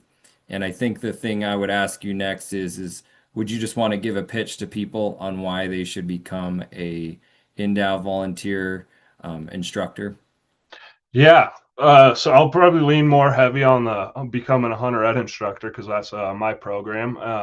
But we do have wildlife education if you like to teach about birds or going kayaking and do some kayak bird watching, and then angler ed is anything fishing. But the hunter ed program, which is my program, uh, we need volunteers all over the state, particularly in more rural Nevada, and it's not a huge time commitment. If we have 1 weekend a year, we'd love to have you as a volunteer. I can come meet you wherever, get you trained up, what to do on how to run a class. We'll provide all the materials. All you really need to do is be open to learn how to be a teacher, maybe put together a team with a couple buddies. And if you have 1 to 2 weekends a year, that'd be outstanding. We offer many cool training opportunities like this academy that moves regions every year. I'll come meet you wherever. And on top of just the general hunter safety program, we have what's called advanced hunter ed. So that's anything like live fire classes. We are able to do 22 rifle classes, shotgun classes. I do a gun dog safety class, anything that we could kind of come up with. So if becoming an outdoor educator is something that you've thought about at any time of your life, there's no better place to start doing it than with the Department of Wildlife. We have all the materials that you would ever need, all the resources to get you trained up. And it doesn't need to be a huge time commitment. Just whatever time you have, we're able to make it work. 1 to 2 weekends a year, that'd be outstanding. Yeah, and just to add to that a little bit, Logan, I mean, we've got essentially people just like you at each one of our regions. Mhm. So if you're in the Reno area or in the Western region, we're broken into 3 regions: Western, Eastern, which is headquartered in Elko, and then Southern, which is headquartered in Vegas. You'll work with different people to get set up, but like you said, it's if you can even help teach a couple hunter ed classes a year, if it's hunter education or maybe it's wildlife education, and you want to do a couple of tabling events or help us at the Clark County Fair. We have a huge presence down there in usually the April window. There's tons of cool, unique volunteer instructor opportunities to get you going. And with that, I think I'd ask you anything exciting that you have coming up this year that you're getting geared up for that it's going to be cool. I know last year or the year before you did the first dog safety class. That was Hunting two dog years safety 2 ago. years For the ago. first one of those, I unfortunately I have to have a knee surgery this year, so we'll see how active I'm able to stay over the summer. But I'm gonna try to find a throwback to some more volunteers. I'll need your guys' help to keep these cool classes going. So if you're a bird dog guy, let me know, and we could maybe have you take over a portion of the class for me until I get back on my feet. Yes. But Sorry to bring that up, Logan. I didn't mean to do oh, that. that's all right. That's all right, part of life. But yeah, we'll keep coming out with all kinds of cool classes, no matter what. Yeah, well, thanks a whole bunch, Logan. Really appreciate you jumping on here and talking. If there's anything else you want to pitch to people, feel free. And if not, thanks a whole bunch for hopping on. Oh, thanks for having me. All right, Zach, I see you punching around on the computer over here. How are things looking? So, one moment, let me get my video back on. We are done with entry generation. So about 15 and a quarter million entries have been generated. We've been going for about an hour and a half now. There's going to be a bit of a pause because what it's doing is it's ordering all of the applications and their choices. Not much to see on the screen there. And it's also ensuring that point only applications are included, even though they don't have a draw result, are getting included before we start processing results. I'd expect another 5-10 minutes. We'll start seeing this 0 here start ticking up. That'll tick up to the number of tag applications, and then the draw will be run. From there, there's just a few reports that I have to run and put on thumb drives. Those reports take a while. One of them is a report of every assigned entry. So downloading a Excel spreadsheet with 15 million rows or a CSV with 15 million rows, you can imagine that takes about 30 minutes. So we'll kind of just be sitting here for 30 minutes. But after the results are generated, if folks want to stay on and check it out, they're more than welcome to. So yeah, we should see some action here on the screen in maybe 5 or 10 more minutes. We'll we'll check it out. Right, that sounds good, Zach. I think Megan wants to ask me some questions, or I can talk about the Youth License Fund. I'll leave it up to you, Megan. Hi, everyone. My name is Megan Manfredi. I am part of our licensing division in our data and technology services section. Bobby, I wanted to ask you, so first off, like, what do you do in your normal job and how long have you been in your position? What do I do in my normal job? I'm our outdoor connection coordinator. I've been in this role for about 6 years. I was a habitat biologist before that. More or less, my job is to help the department better engage people in the outdoors, better serve our constituents, and hopefully if we can connect more people to the outdoors and connect people better to the outdoors, we can open up the door to enhance conservation. Yeah, I think I mean, that's the most basic thing. It's also the broadest possible thing you could possibly hope for. So it comes with all kinds of fun stuff. All right. You did mention the Youth License Fund, so tell us a little about what that is. Yeah, so the Youth License Fund is kind of our unique way to help get more kids engaged in the outdoors. We did a survey a few years ago, just trying to understand, your average Nevadan and where they're at on, do you enjoy the outdoors? What are barriers to the outdoors? How can we help kind of get people more connected? And one of the things that came up that we actually could have a little bit of influence on is I think sometimes the cost is off-putting, and you got to think of it more that don't think of people as being broke. It's more that they're choosing other things over it.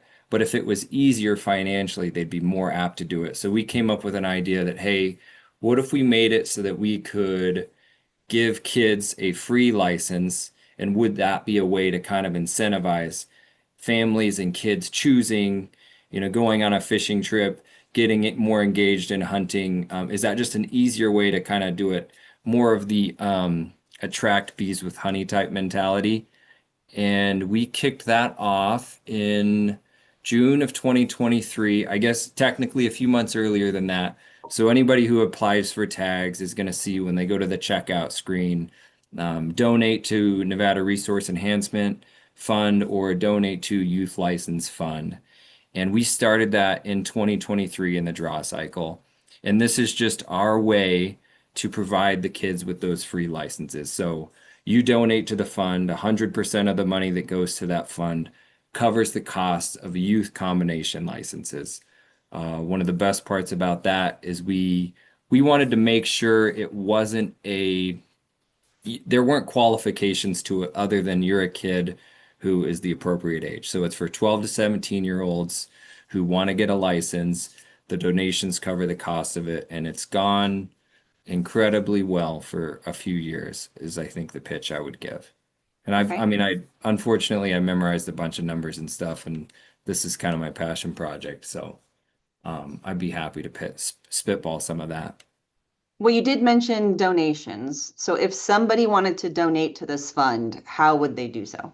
Anytime you're on actually the NDOW licensing website, there's a donate tab, and you can go in there and click through and donate money that goes directly to the funds. I mentioned earlier, lots of people, like thousands of hunting applicants, and I couldn't be more grateful for it, donate to the fund each year.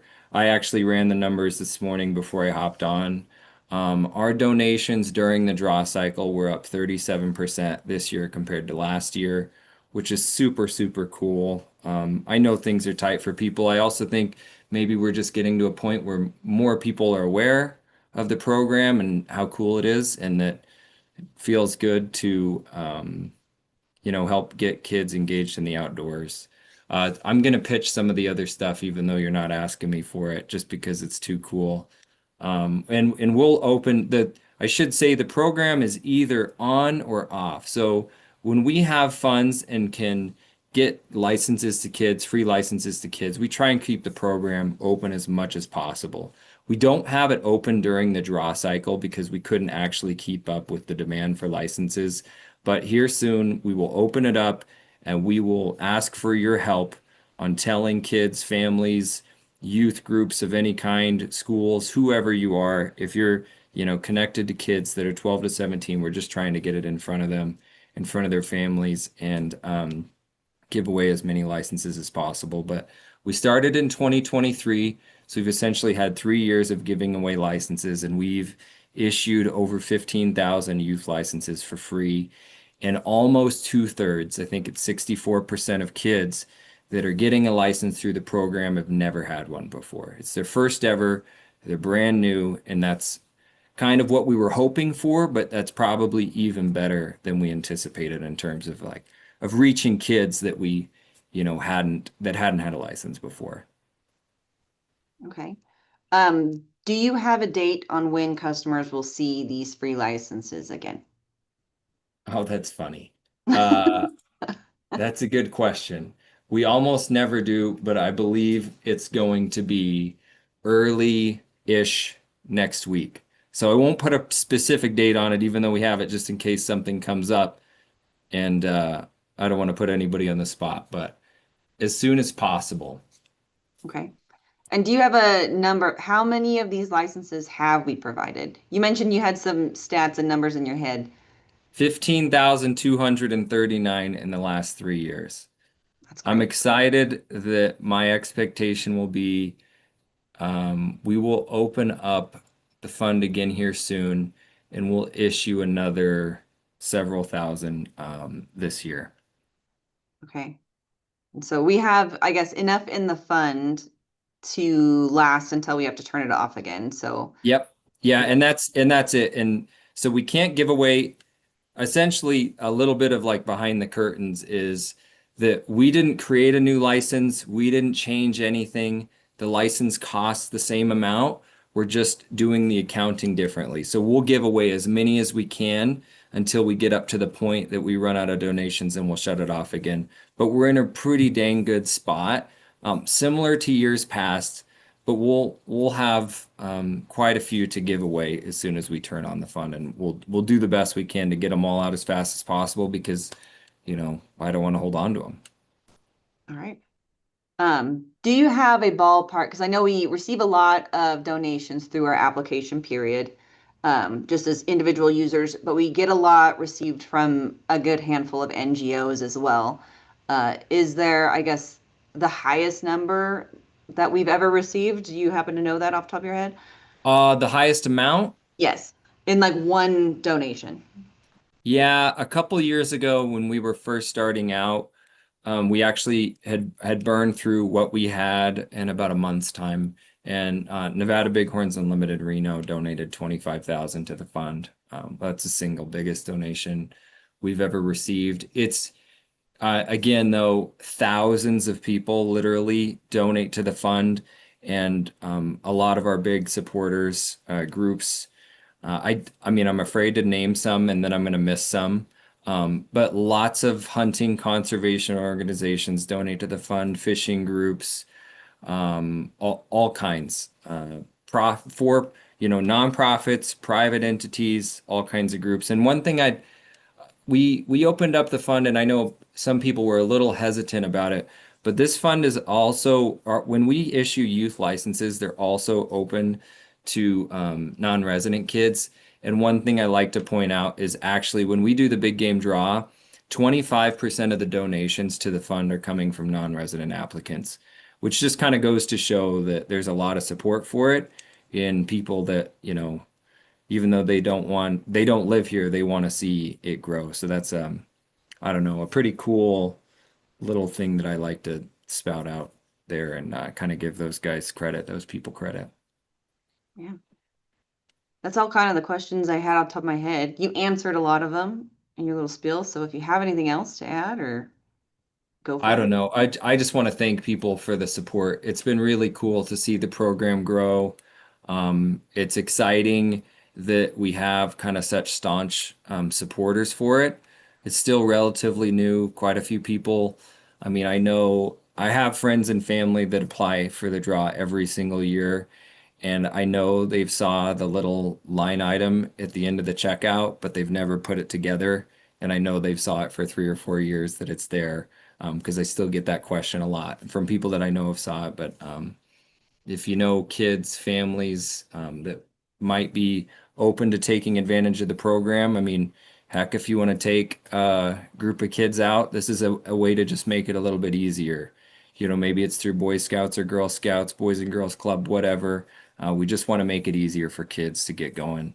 And just, it's a tiny bit easier, right? Like you still got to come up with a fishing tackle and get to the place and all that stuff. But the hope and the dream is that making, you know, going hunting and fishing a little bit easier is a big incentive for people just to choose that over other stuff.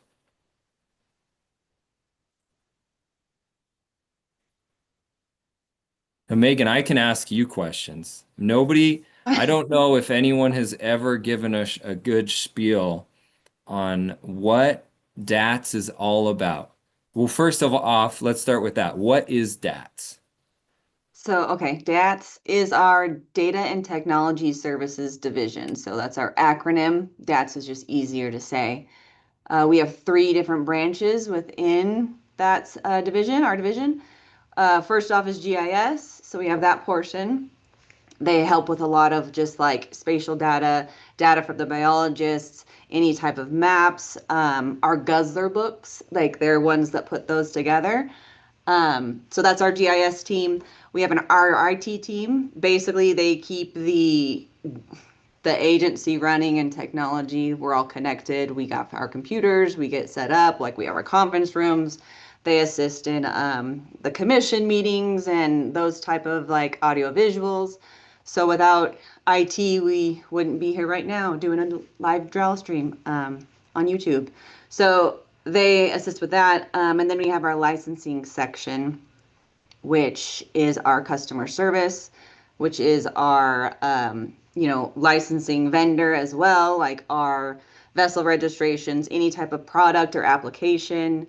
That's that section. And I can pause while I see the program's running. So Zach, go ahead and cut me off. Yeah, sorry about that, Megan. And I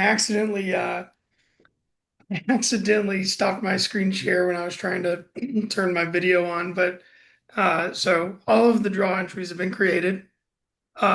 We've loaded in all of the point only applications, and we are now going through and generating results for every application. So this is kind of the moment of truth where we're picking who's successful in the draw and who isn't. This should just take a little bit longer, and then we'll start pulling down all of the files onto the thumb drives.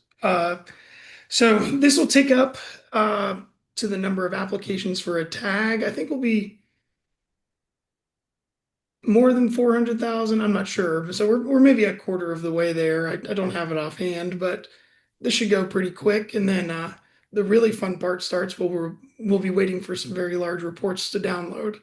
But yeah, if this is the time, if you're superstitious, to cross your fingers or knock on wood, these are the draw results coming in right now. I want to tell you I have a good feeling, but I always get so high in anticipation before the results come out that I kind of set myself up for failure. Sure, a Positive lot of vibes, people. though. Sure, a lot of people are in the same boat as you, Bobby. Yeah, and some people are texting me that my head is glowing, and that's just because I've gotten older and I don't have as much hair. But maybe it'll, pay off. Yeah. Well, I I've been this is the ninth time we've done this, and I think I have a little more gray hair, if it makes you feel any better. But Yeah, my cousin went bald at about 17, so I've always expected to lose my hair. So I've done really well compared to where I thought I was going to end up. And hopefully, just as good in the draw. Oh, well, should we just let you talk about the results being generated, Zach, or should I ping Megan with a couple more questions? I mean, I've finally cracked the code on how to get someone to talk about DATS. I feel pretty good about it. well, I'll just give a couple of more updates. And like if anybody's joined in late, the purpose of this stream is to just allow observation of the process for generating the draw results. You can see here the number of results generated, 164,000. I wish I could read fast enough and clear enough to let everybody know their draw results, but that's just not feasible here on this live stream. Results will be posted to everybody's accounts by close of business on Friday. You will get a charge on your credit card. Your account will be updated. You'll get an email with your draw results. And last but not least, your points will be updated. Um, After draw results are posted later that evening, if you drew a tag that you would like to return, you can return your tag electronically for up to 1 week after the draw results have fully posted. You can do that from your online account, and that'll go to an alternate, or if there is no alternate, it'll go into the second draw. I do expect we'll have some remaining tags, so we will have a second draw this year, and the second draw is scheduled to open for application on June 8th. From there, you can also, if you missed out on applying, go in and get any bonus points that you may have missed in the main application period. Another question we get a lot of people calling after results are posted is, when am I going to get my tag? Well, 24,000 tags, it takes a lot of time to print, put them in envelopes, get them out in the mail. On top of that, there's a 1 week period where we can't start printing tags because people can return their tag electronically. So as soon as that is over, we begin the process of printing and mailing the tags. It takes about another week or two to get all of those tags printed, QA'd, QC'd, put into the mail, and then the mailing time as well. So I would generally say to expect your tag by the first week of July. That would be a reasonable expectation if you draw a tag on when to receive it. But yeah, just chugging right along, just ticking up. We're almost at 250,000 draw results that have been processed. And from there, we'll just have some reports and a little bit of numbers to share. If anybody missed it earlier, I do just want to call out a couple of numbers. The number of applications this year was a record for Nevada, 509,784 applications. That's a 4.2% increase from last year, and the first time that the state has gotten over 500,000 applications. Those were submitted by 88,360 people. So about a 2.5% increase. And if you keep up with the Wildlife Commission, we'll be, I think in the summer or fall, we'll be giving a presentation in more detail on the draw results and some other statistics. Yeah, Bobby and Megan, if y'all have anything, we've probably got another 5 minutes until it's time to start pulling reports. So I've got at least one thing, because this is another question I'm going to get. So I just walked through the, right, how do I get my results? And I would encourage people, if you want to see what your results are, once they're out, what you'll do is you'll sign into your account online at ndowlicensing.com. You will click on my account, and that will bring up there's kind of a handful of buckets on the left-hand side. And you're going to click the applications and points bucket, and then you will see all of your applications for each year. So once the results are in there, rather than seeing entered or bonus points only or whatever you've got, that will be updated to say successful or unsuccessful. I believe we also send out an email, but we're sending out a lot of emails. So I would encourage people, if they want to know as soon as possible, to check their account. Would you add anything to that, Zach, or does that sound about right? no, the only thing I would add maybe is inevitably life happens, things come up. Maybe you forgot to make an update, maybe you've moved, and your credit card gets declined if you draw a tag. So you're not out of luck. We don't just automatically go to the next person if your credit card is declined. You have 1 week as well to log in, update your card, and get your tag paid for in order to receive your tag and not miss out on it. So I did just want to add that in there as well. So if you're feeling lucky, go in, update your credit card. What, and to that, you do the same thing, right? NDOW licensing, my account, payment methods, and you can make sure you have a card that's not expired, or if you got rid of that credit card and you need to switch one, you can put it in there. Yep, you're exactly right. And good news is the draw is done.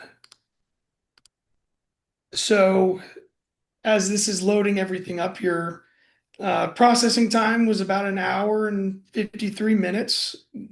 Kudos to everybody who stayed here with us the entire time. There were 24,018 tags available and 22,431 were drawn. So there is going to be a second draw with a decent amount of quota. I think I'm terrible at math, but maybe that's 1,600 tags or something like that. What we are going to be doing now is pulling down all of our results reports. And those will be put on an FTP server. And from there, I'll put them onto thumb drives. And sometimes it doesn't like fetching the high numbers and low numbers because there's 15 million of them. So we'll give that a second and see if anything updates there. But again, we're processing a report of numbers assigned, the lowest number assigned, anybody who was excluded from the draw, the results, what tags remain, and a report of any alternates. And hey, your math is good, Zach. I've got 1,587 tags. Nice. So I'm going to stop my share and share my whole screen now because that's really the only way. And I've got a wide monitor, so this may look weird to everybody watching. But that's kind of the only way that I can truly show our reports coming in. So let me share my whole screen really quick.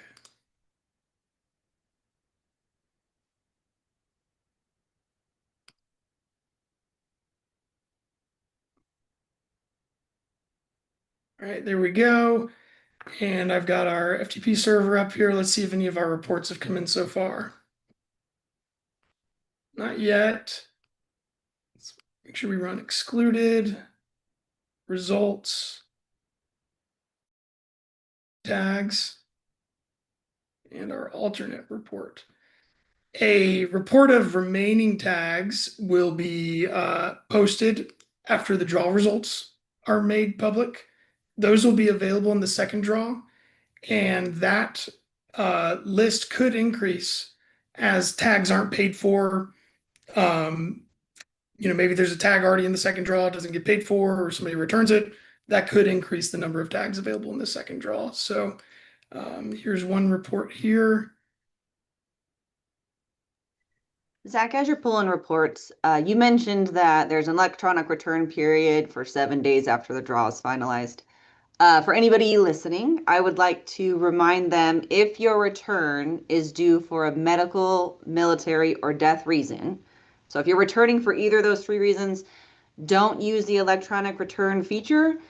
We need paperwork for that. So if you're expecting or wanting to get a refund of your tag fee, we can't do that if it's through the electronic return process. So hold off on returning your tag, wait till you get the physical paperwork, and then send it in that way.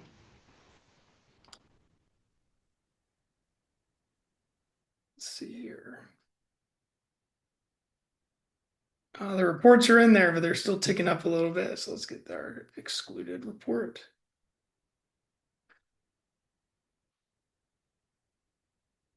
Okay. Got our remaining tags report. Excluded, alternates, remaining. Let's trash this and get it fresh. Here we go, because it errored on alternates last time.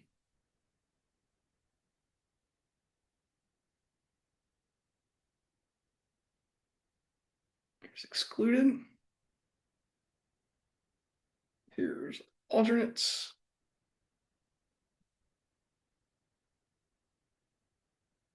Remaining tags. The actual results report is still ticking up. And then those last two reports with the every number, those are going to take a long time. So we'll be here for another 30 or 40 minutes just waiting for that to download.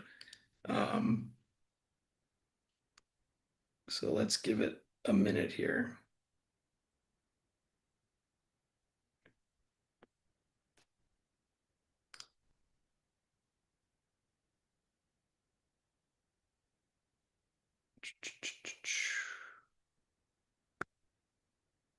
This is everybody's favorite part, isn't it?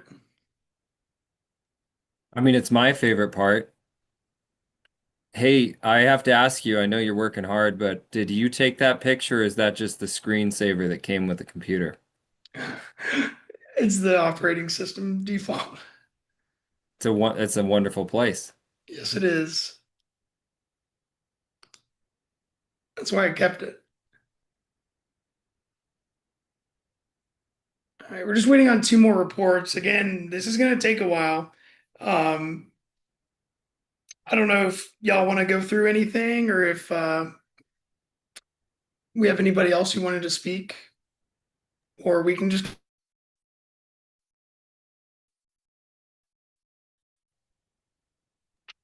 You froze for a second there. I actually don't have any additional speakers prepped. We could probably dig up a couple if we wanted to. Or Megan could talk some more about DATS. I mean, I know she was really eager to do it. I could talk about DATS. So I guess DATS is a division that we kind of define as a service division.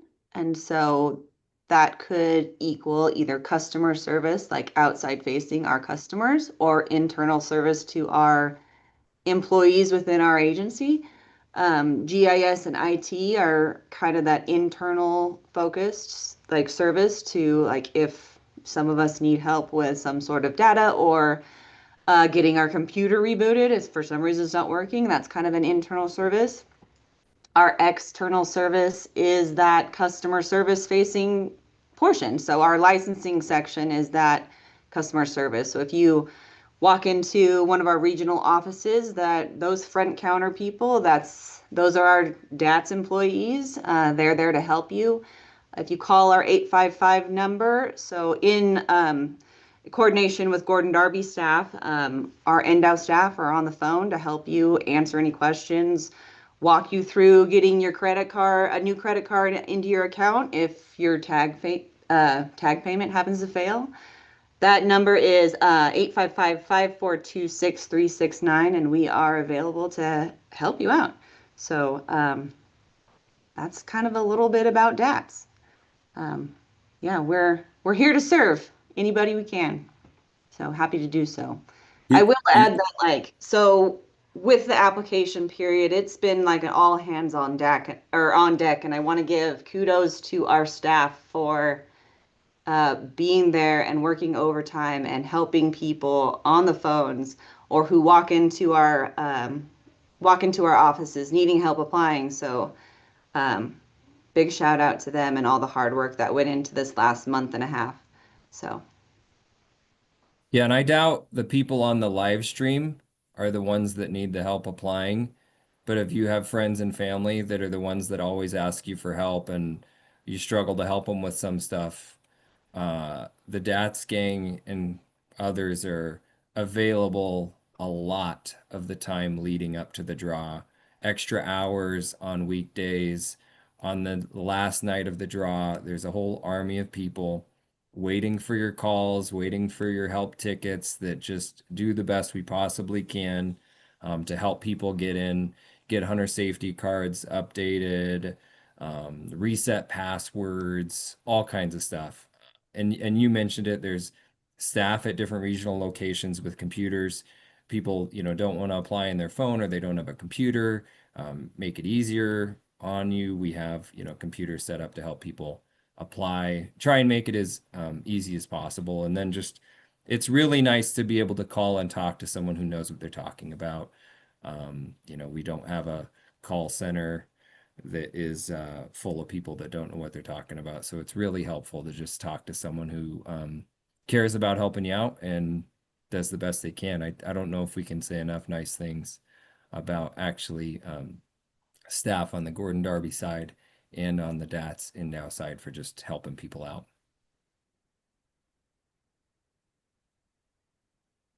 How many people are still watching, waiting for the 222. got some troopers here. Well, it's been 9 minutes since I kicked these off.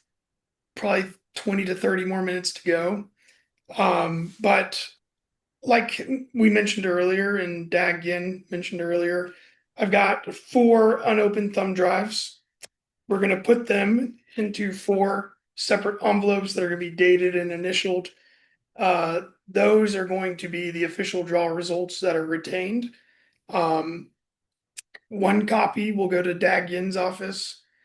1 copy will go to NDOW. 1 copy will stay with us as the contractor, and 1 will be made available for an auditor.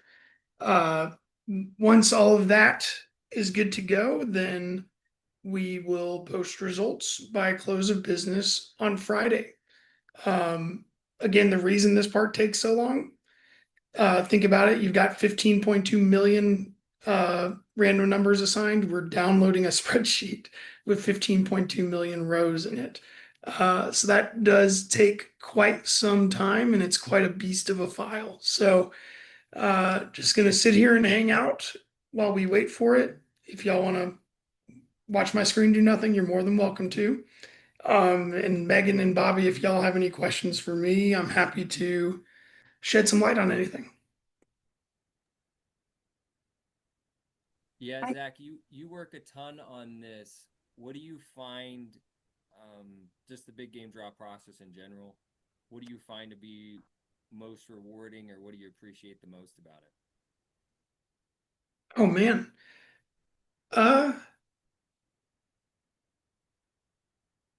I've never thought about that, to be quite honest. When the live stream ends? No, I'm kidding.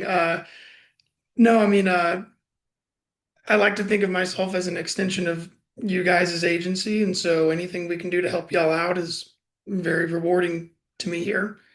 Um, if I had to give you something that like surprises me, every year there are some people who have a draw number that is good enough to draw a pretty decent tag, but they only listed 1 choice on their application.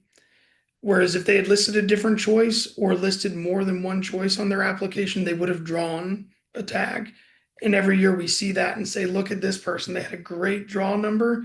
They only listed 1 choice. That 1 choice had 1 tag out there. They didn't draw a tag because somebody else had a little bit better of a number with that same first choice.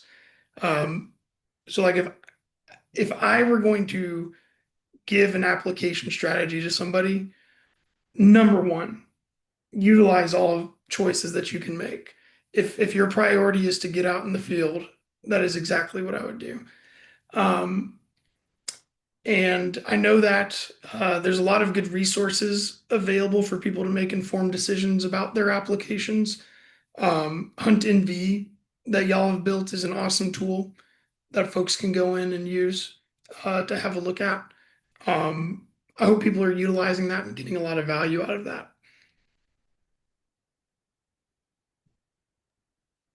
Yeah, you're kind of hitting on a nerve that I've got. If you really want to get out, you want to fill up your choices. And if you only want to go to the 1 place, that's perfectly okay. It's just generally speaking, like you said, you can get a really good number, but if there's only 1 tag available for something, or just a few tags that someone else. Hey Bobby, I'm sorry to interrupt you. You're very faint. I can kind of make out what you're saying. I'm very sorry about that.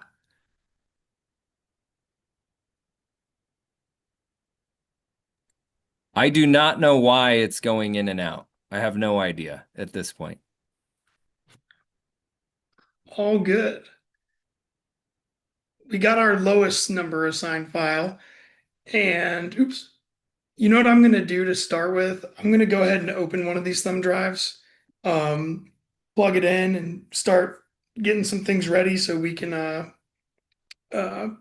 get everything going. So got my scissors here.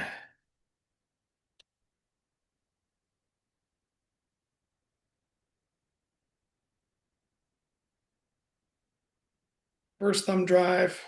We'll go ahead and plug that in.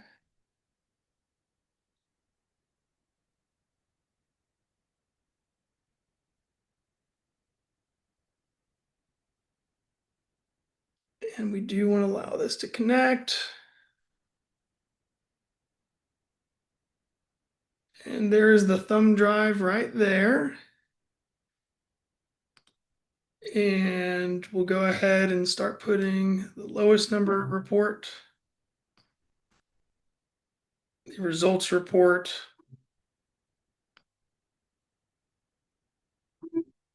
report of alternates, our excluded report, and our remaining tags report on there. We won't be done with this first one until that assigned numbers report is completed. That's been going for about 15 minutes. Expect maybe another 15 minutes to write that file.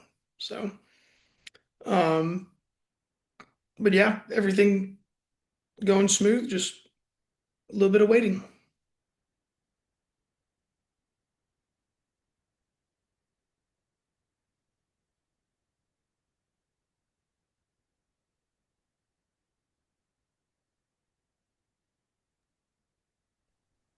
All right, can you hear me now, Zach? Yeah, loud and clear. I just wanted to thank all the people that hopped on and spoke today. Looking a little bit behind the curtains, almost no one was planning to talk. We didn't have presentations prepared. We had a bunch of people that were planning to be here that couldn't be. So I just want to thank everybody for hopping on. I know it's, jumping in front of people and talking off the cuff is sometimes not the most fun, but hopefully we made it a little more enjoyable, a little more informational than it would have been without people talking about their work. And I get the sense that if you're one of the couple hundred people that wanted to jump on here for a few hours today, um, you're probably pretty invested in the process and in things going on at the department. So it's nice to hopefully kind of share some more stuff out. So thanks everybody for hopping on, and thanks everyone who spoke today. Really appreciate it. Totally. I appreciate it as well. It saves my voice a little bit.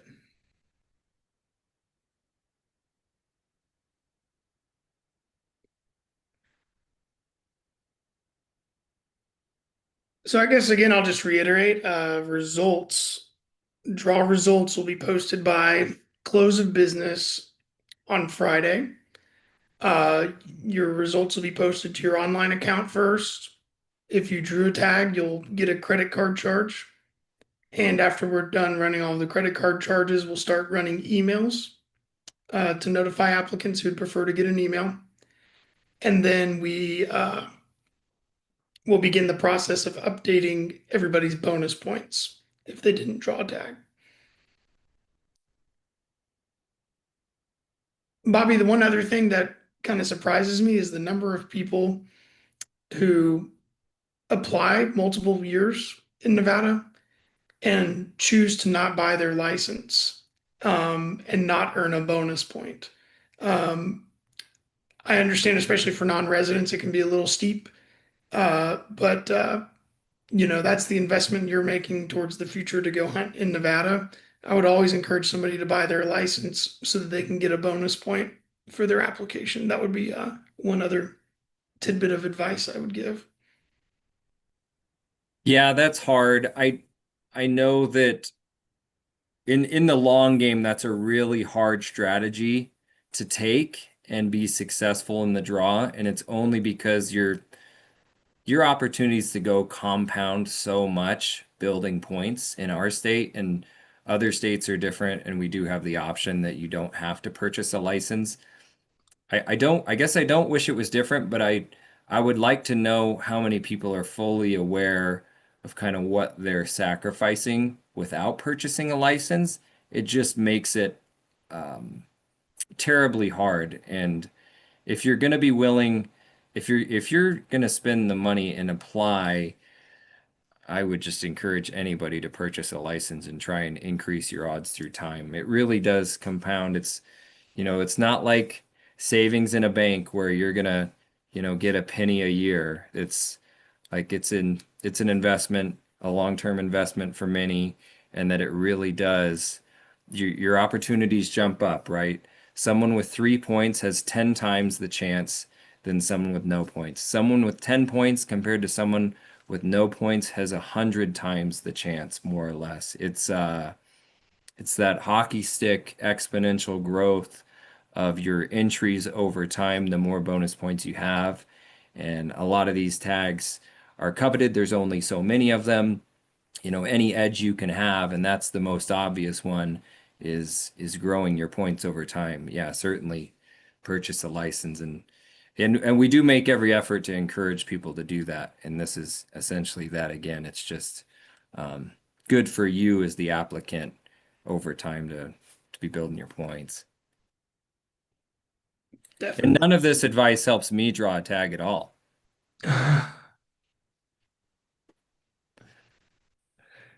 That's funny. We're 20 minutes in, waiting on this one last file.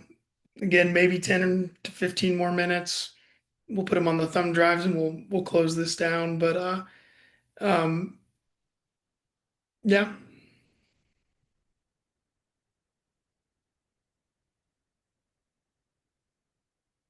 We still have people on. I'm sure we have quite a few. Zach, let's turn the table just because we can. What questions do you have for either myself or Megan? Let me think about that. You have 10 to 15 minutes to think about it. For each of you, what is your favorite thing about working at the Department of Wildlife?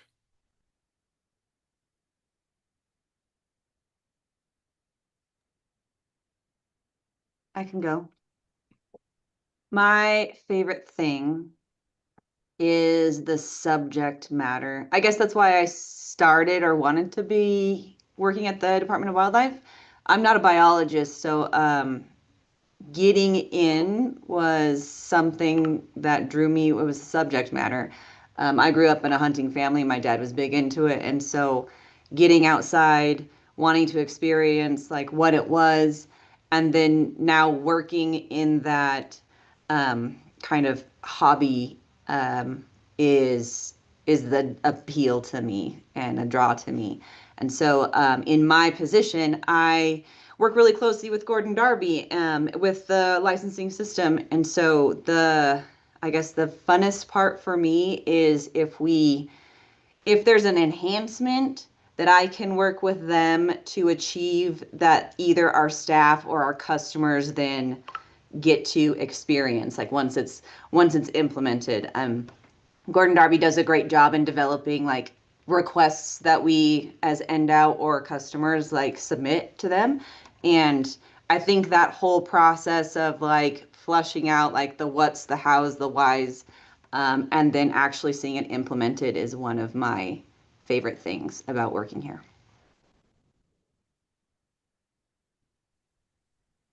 Yeah, I think my answers changed over time. Where I'm at today, I mean, I started as a seasonal almost 20 years ago, but I've been on full time for about 10 years. And my big thing is that it's hard to find a place where people are passionate about their work and much more invested in their work and each other than most jobs where it's very transactional. Like I'm here for a paycheck. A lot of places are like that, and just a lot of people who want to do great work and being in that environment and what it's for. There's a lot of people who are just totally invested in wildlife conservation. Maybe they got here because they hunted or fished as a kid. Maybe they were inspired by, wildlife at a young age and just wanted to give back. I think it's a ton of fun to work in that environment. And my kind of role changed going from being a biologist to being in the communication realm. And I think where I got to was just how do you get all of this cool work and what is done to the people who care about it and to the people who don't know anything about it. And that's been pretty rewarding. That's awesome, y'all. Well, that killed 4 minutes. We've probably still got another 10, maybe 15 left. Hard to say. Keeping an eye on things. We're still just right into that file, and we'll pull it off of here, get all the thumb drives wrapped up, and then we'll be good to go.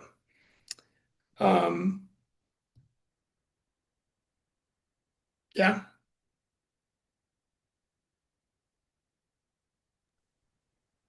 Well, I texted you last night, Zach. We were never going to leave you hanging out I here for really 3 hours by yourself. I appreciate it. Really appreciate everybody who was able to join in and make it kind of fun.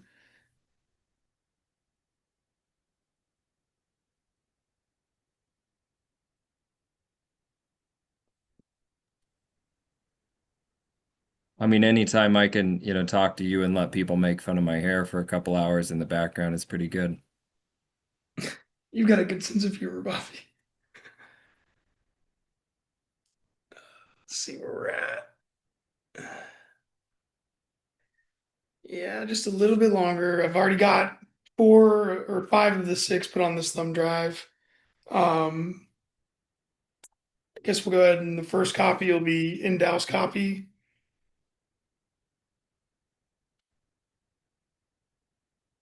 The second copy, when I get to it, will be the DAG's office.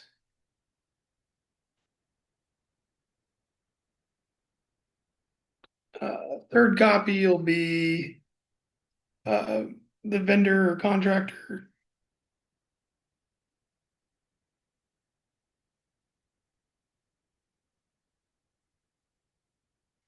And fourth copy will be the audit copy.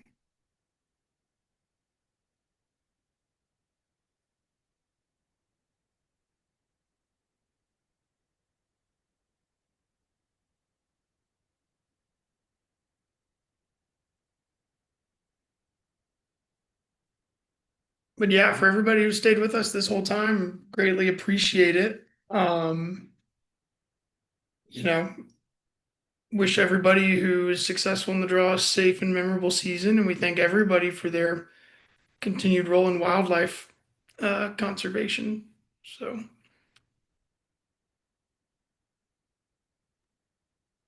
As we wait, I'll add again, results should be out by the end of the day on Friday. So anybody anticipating those, Friday, end of the day should be around the time you'll see them.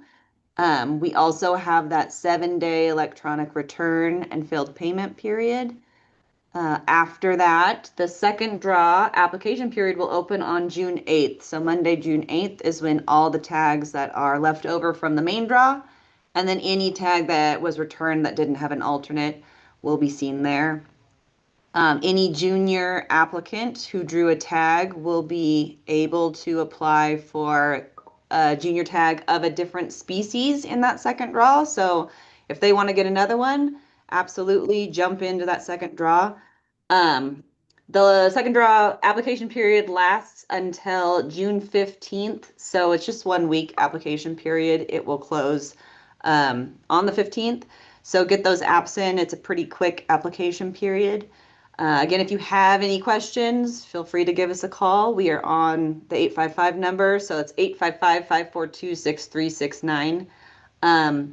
Also included in that second draw is if you happen to miss getting a bonus point in the main draw, we have bonus points available for all of our species. So even if there's not a tag available in that second draw, you can still buy a bonus point for any species, even if there's not a tag available. So all species and classes bonus point sales will happen that week as well. And that'll be the last time a customer can get a bonus point this year.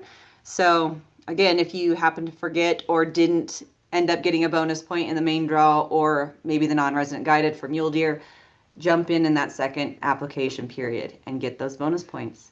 So, yeah. Megan, do you want to say anything for the people who draw tags about their requirement to report their hunt survey? Yeah, so every tag that we offer in the big game application period will or does have a mandatory harvest survey. And so that survey will open, when your season opens and go out and hunt, or even if you don't hunt, it's still required to submit your questions. Those are due January 31st. And so we will be bombarding you with emails and sometimes text messages to get that in because as Cody stated earlier in this live stream, that application data, including like length of antler beams, really does help our biologists in how we manage wildlife. So they're very important, which is why, we have a deadline, we push you hard. And then if you don't get them in on time, there is a penalty, which we don't want to apply to you. So please get in. If you draw a tag, get in, submit your survey, and get us some data that'll help us with wildlife management in the future. And that is required to submit that report regardless of whether or not you hunted or harvested on that tag, correct? I'm sorry, say that one more time. That hunt survey, that is required regardless of whether or not you hunted on that tag or harvested with it. Yes, Correct? that is correct. So even if you didn't hunt or harvest, there is a question there and it's a quick 1-2 answer like, did you hunt? No. Did you hunt? Yes. Did you harvest? No. And then you're easy and done. If you did hunt and you harvested, then we'll ask you a handful more questions, a little different depending on what species you drew. But yeah, all of that is mandatory, again, for our wildlife management. And Megan, you mentioned it, but I just want to mention it again. And Zach mentioned it too, but there's probably not a lot of 12 to 17-year-olds on here, but we did make that change where in the draw you can't get both junior tags.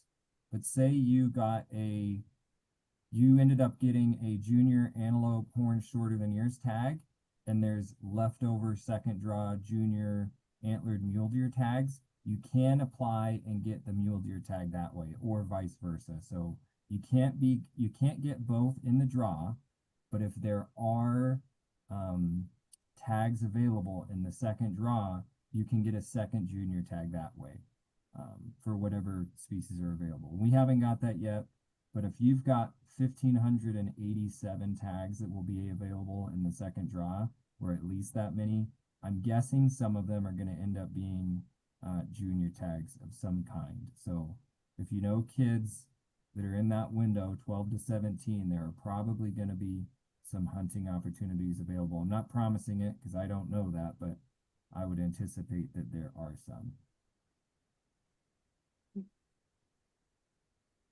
We're on about 32 minutes on this report running, so we're just gonna wait a little bit longer and we should have it.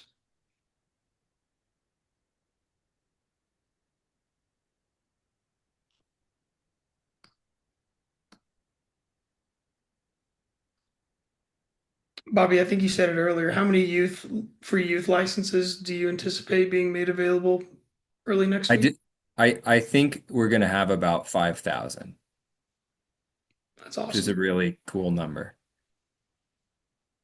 I mean, any number is good. Thousands is excellent. Yeah, and I don't know, they're just big numbers, right? So it's really hard to get your mind wrapped around that. But I mean, those are, a lot of those kids will have never had a license before. It's very cool stuff. And one of the positives launching it in the summer is we kind of hit on a bunch of things, right? Families, kids, they're looking for stuff to do, more open to things. Most of the state, it's awesome weather to go fishing. It's a great way to get someone engaged and going. And then in the fall, we have youth specific hunts. We have a youth chucker hunt or a youth upland game hunt. We got a youth waterfowl season. So what we'll be doing is we'll be encouraging kids and their families to pay attention to that stuff as it's coming. Maybe you didn't get your hunter ed in for the big game draw, or you weren't old enough, but you're getting it in now, and you can, be ready to go for those opportunities. Just try and get that information to people best we can. Nice. And you'll see we've got the file showing up on my server here now file size is still growing. I expect that to get up to like 900 or so, and then we'll have that done.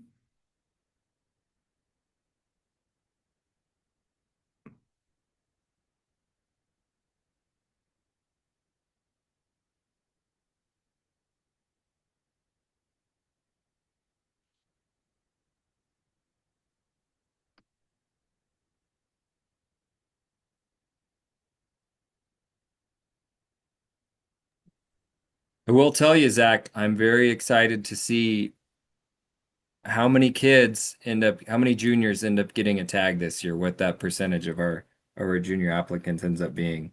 I've said it on a few different things at different times that I wasn't crazy about the idea of limiting the kids to the one tag, but I do think it will provide more kids with an big game opportunity to hunt, and that I can get behind. That'll be cool.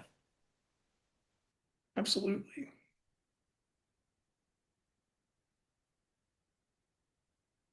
Almost there, not too much longer.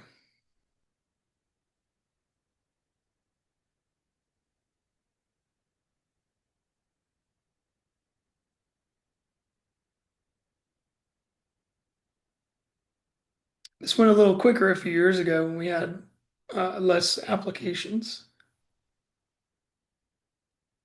Yeah, I'm sure hunters aren't excited to hear about more applications and more hunters. The positive, the silver lining is, this is the money that's going back to conservation. This is the stuff. This is a big kind of piece of the what supports everything the department does. And I don't know the perfect number offhand, but when it comes to licenses, tags, applications, excise taxes on firearms and ammunition, fishing tackle, all that stuff that comes back from the feds. All of that money is about 97% of the department's budget. We are only about 2 to 3% of general fund dollars from the state of Nevada. So pretty much everything we do is funded through stuff like this. I do think if you look at the demographics of people applying for the first time, and we'll give this in more detail to the Wildlife Commission at a future date, but the majority of those new applicants are 11-year-olds, 12-year-olds aging in.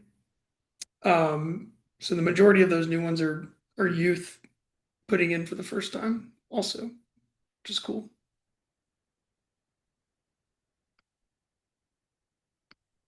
We are so close, y'all. I appreciate everybody bearing with us.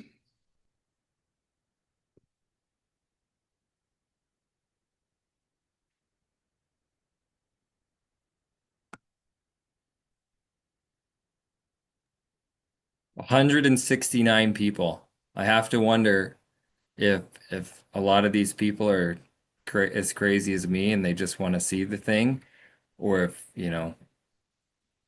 things aren't exciting at work today, I guess.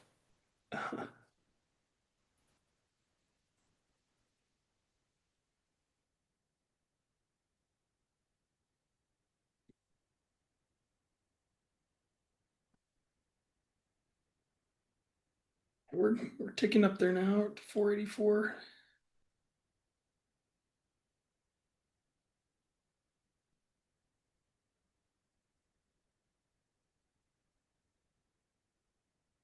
And I said it would be about 40 minutes or so. We're at 38 now, so we're getting really close. And then we'll get them on the thumb drives. That'll take 5 minutes, and then we'll conclude the live stream.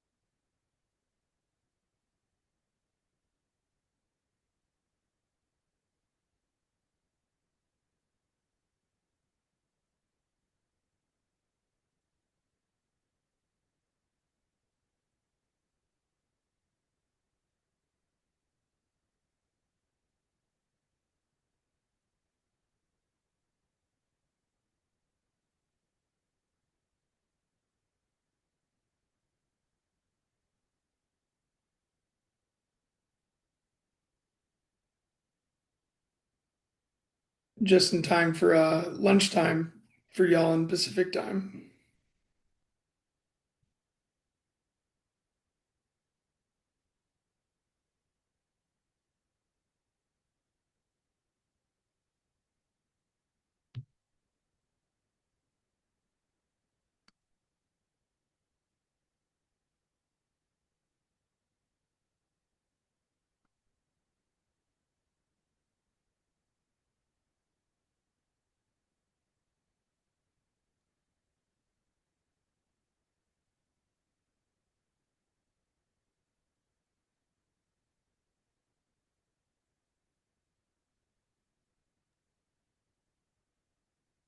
I mean, I'm just curious to see how close you are to the exactly 40-minute mark now, Zach. We're at 40 minutes now. It's probably got like 3 more minutes. Oh, pretty close though. And that wait time is gonna grow as long as people get more points. Like you mentioned earlier, each point increases your chances exponentially. 25 squared is so much bigger than 20 squared when you're talking about bonus points, especially for the super high point holders. That is one thing that we get questions about that I can burn a couple minutes on is, people. I'm sorry, Bobby, we can't hear you. I think the mic just picks me up sometimes and doesn't other times. But I was going to say a lot of people ask about that is like, hey, why are so many people drawing with 15 to 17 points when I've got 20 some points? And a lot of it has to do with on some kind of point totals when you look at it, we just have a lot more people in the 15 point category than we have in the say 25 point category. So even though maybe a couple people draw in the 15 to 17 point range, it doesn't mean you didn't have a better chance individually with 25 points. You'd rather have 25 points. It's just there's fewer people at those super high point totals, so they're still drawing more of the tags per capita, but we've got a big slug of people sometimes in the midpoint tiers that just all of their numbers combined are more numbers than the handful of people at the super high point totals. So that's just a little caveat. You still want more points. You don't want to be, you don't want to swap point totals if you've got 25 and someone else has 15 at all. It just doesn't always bear out perfectly because of more people at different points of the range.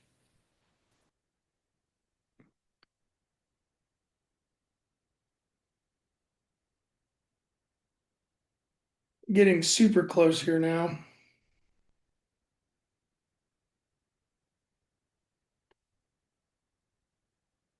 When did Nevada start a bonus point system? Do you know?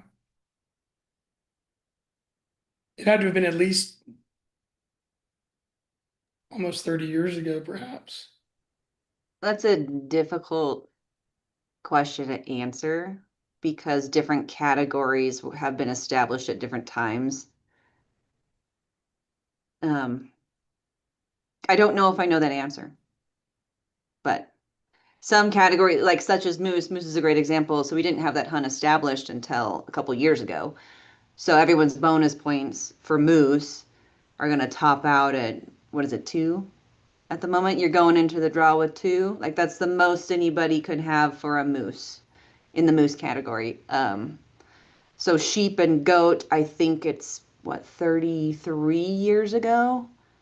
I think that's the most bonus points. Oh, please don't quote me on that. I think it's up there. 1993. Yeah, so depending on how many years ago, but for elk and deer, I don't know that answer. Antelope, same. I don't know what that would have been. All right, we're getting very close here now. Yeah, a lot of people have max moose points.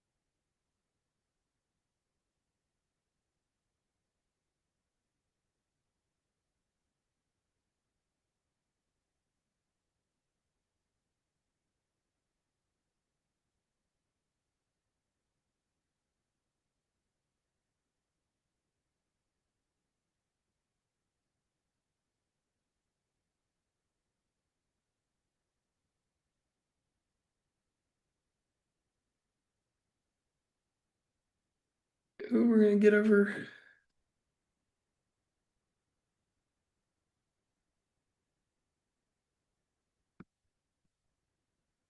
Gigabyte, okay.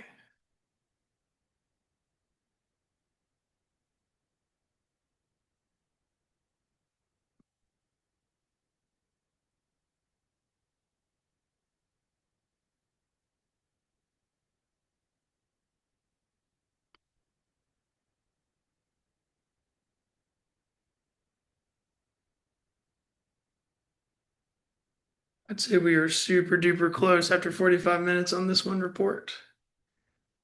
It's an important one though.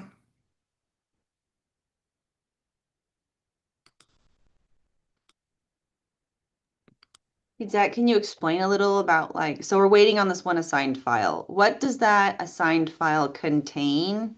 You said a bunch of random numbers, but like, how is that important to the draw files that you're compiling? Yeah.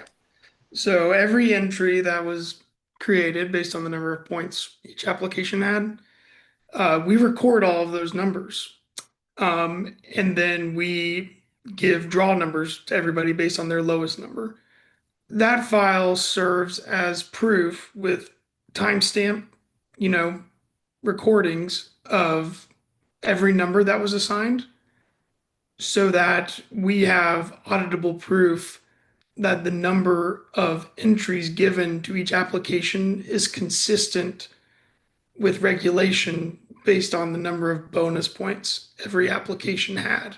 So having that report is crucial for public trust to make sure that we're conducting the draw correctly.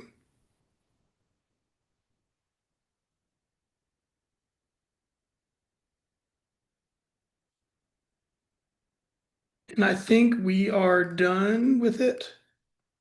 So let's pull this down.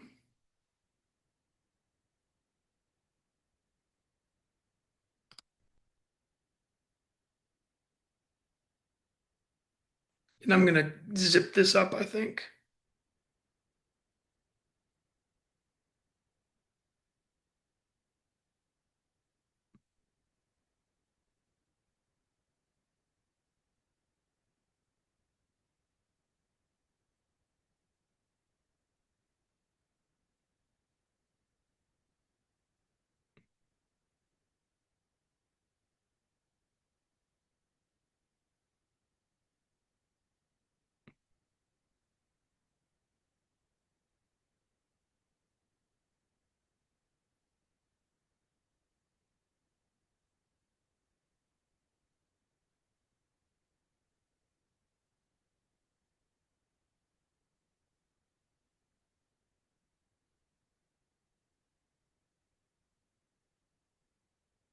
There we go. I'm going to zip this just to make it a little bit easier.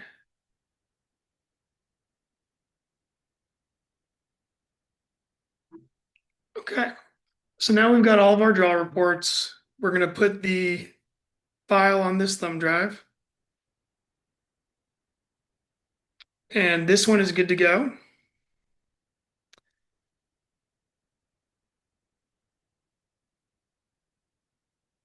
So here is thumb drive number 1. And this will go to NDOW's copy.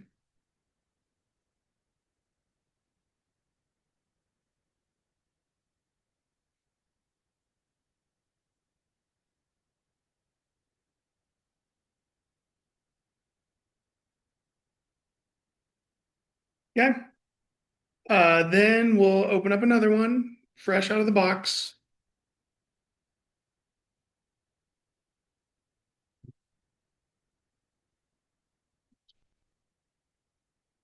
Plug this one in.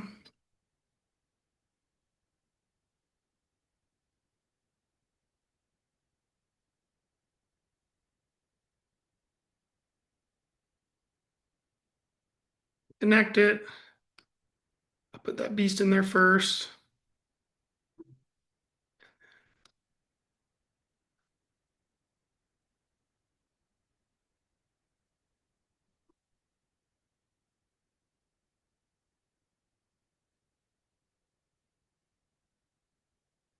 Okay. So now I can eject this.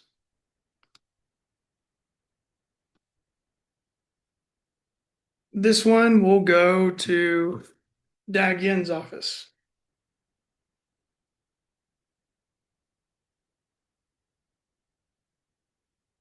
Seal it up.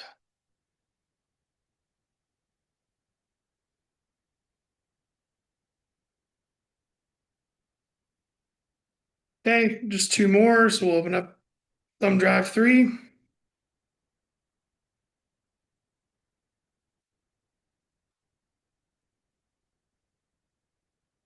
Put it on the computer.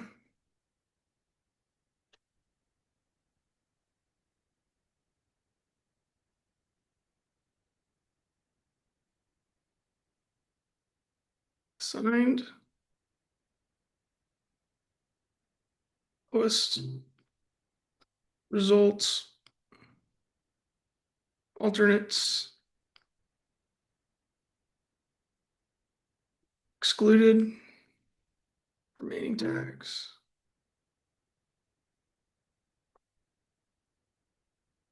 Eject that one. This will be the audit copy.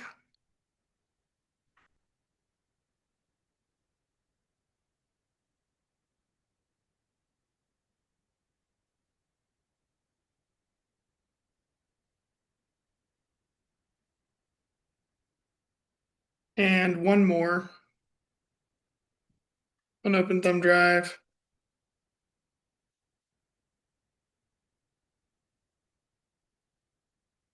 Put it in the computer.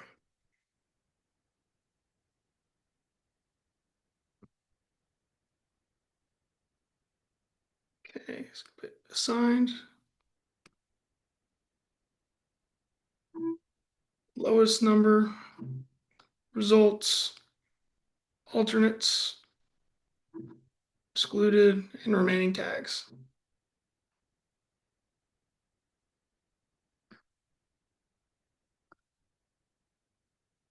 Take that out. That is the last one. This will stay with the vendor or contractor. And that is it. So thank you, everybody, for taking the time to join us on this and watch the stream. Thank you for those at NDOW who helped make it a bit more entertaining. And good luck to everybody in the draw. Results will be posted before close of business on Friday. So thanks, everybody.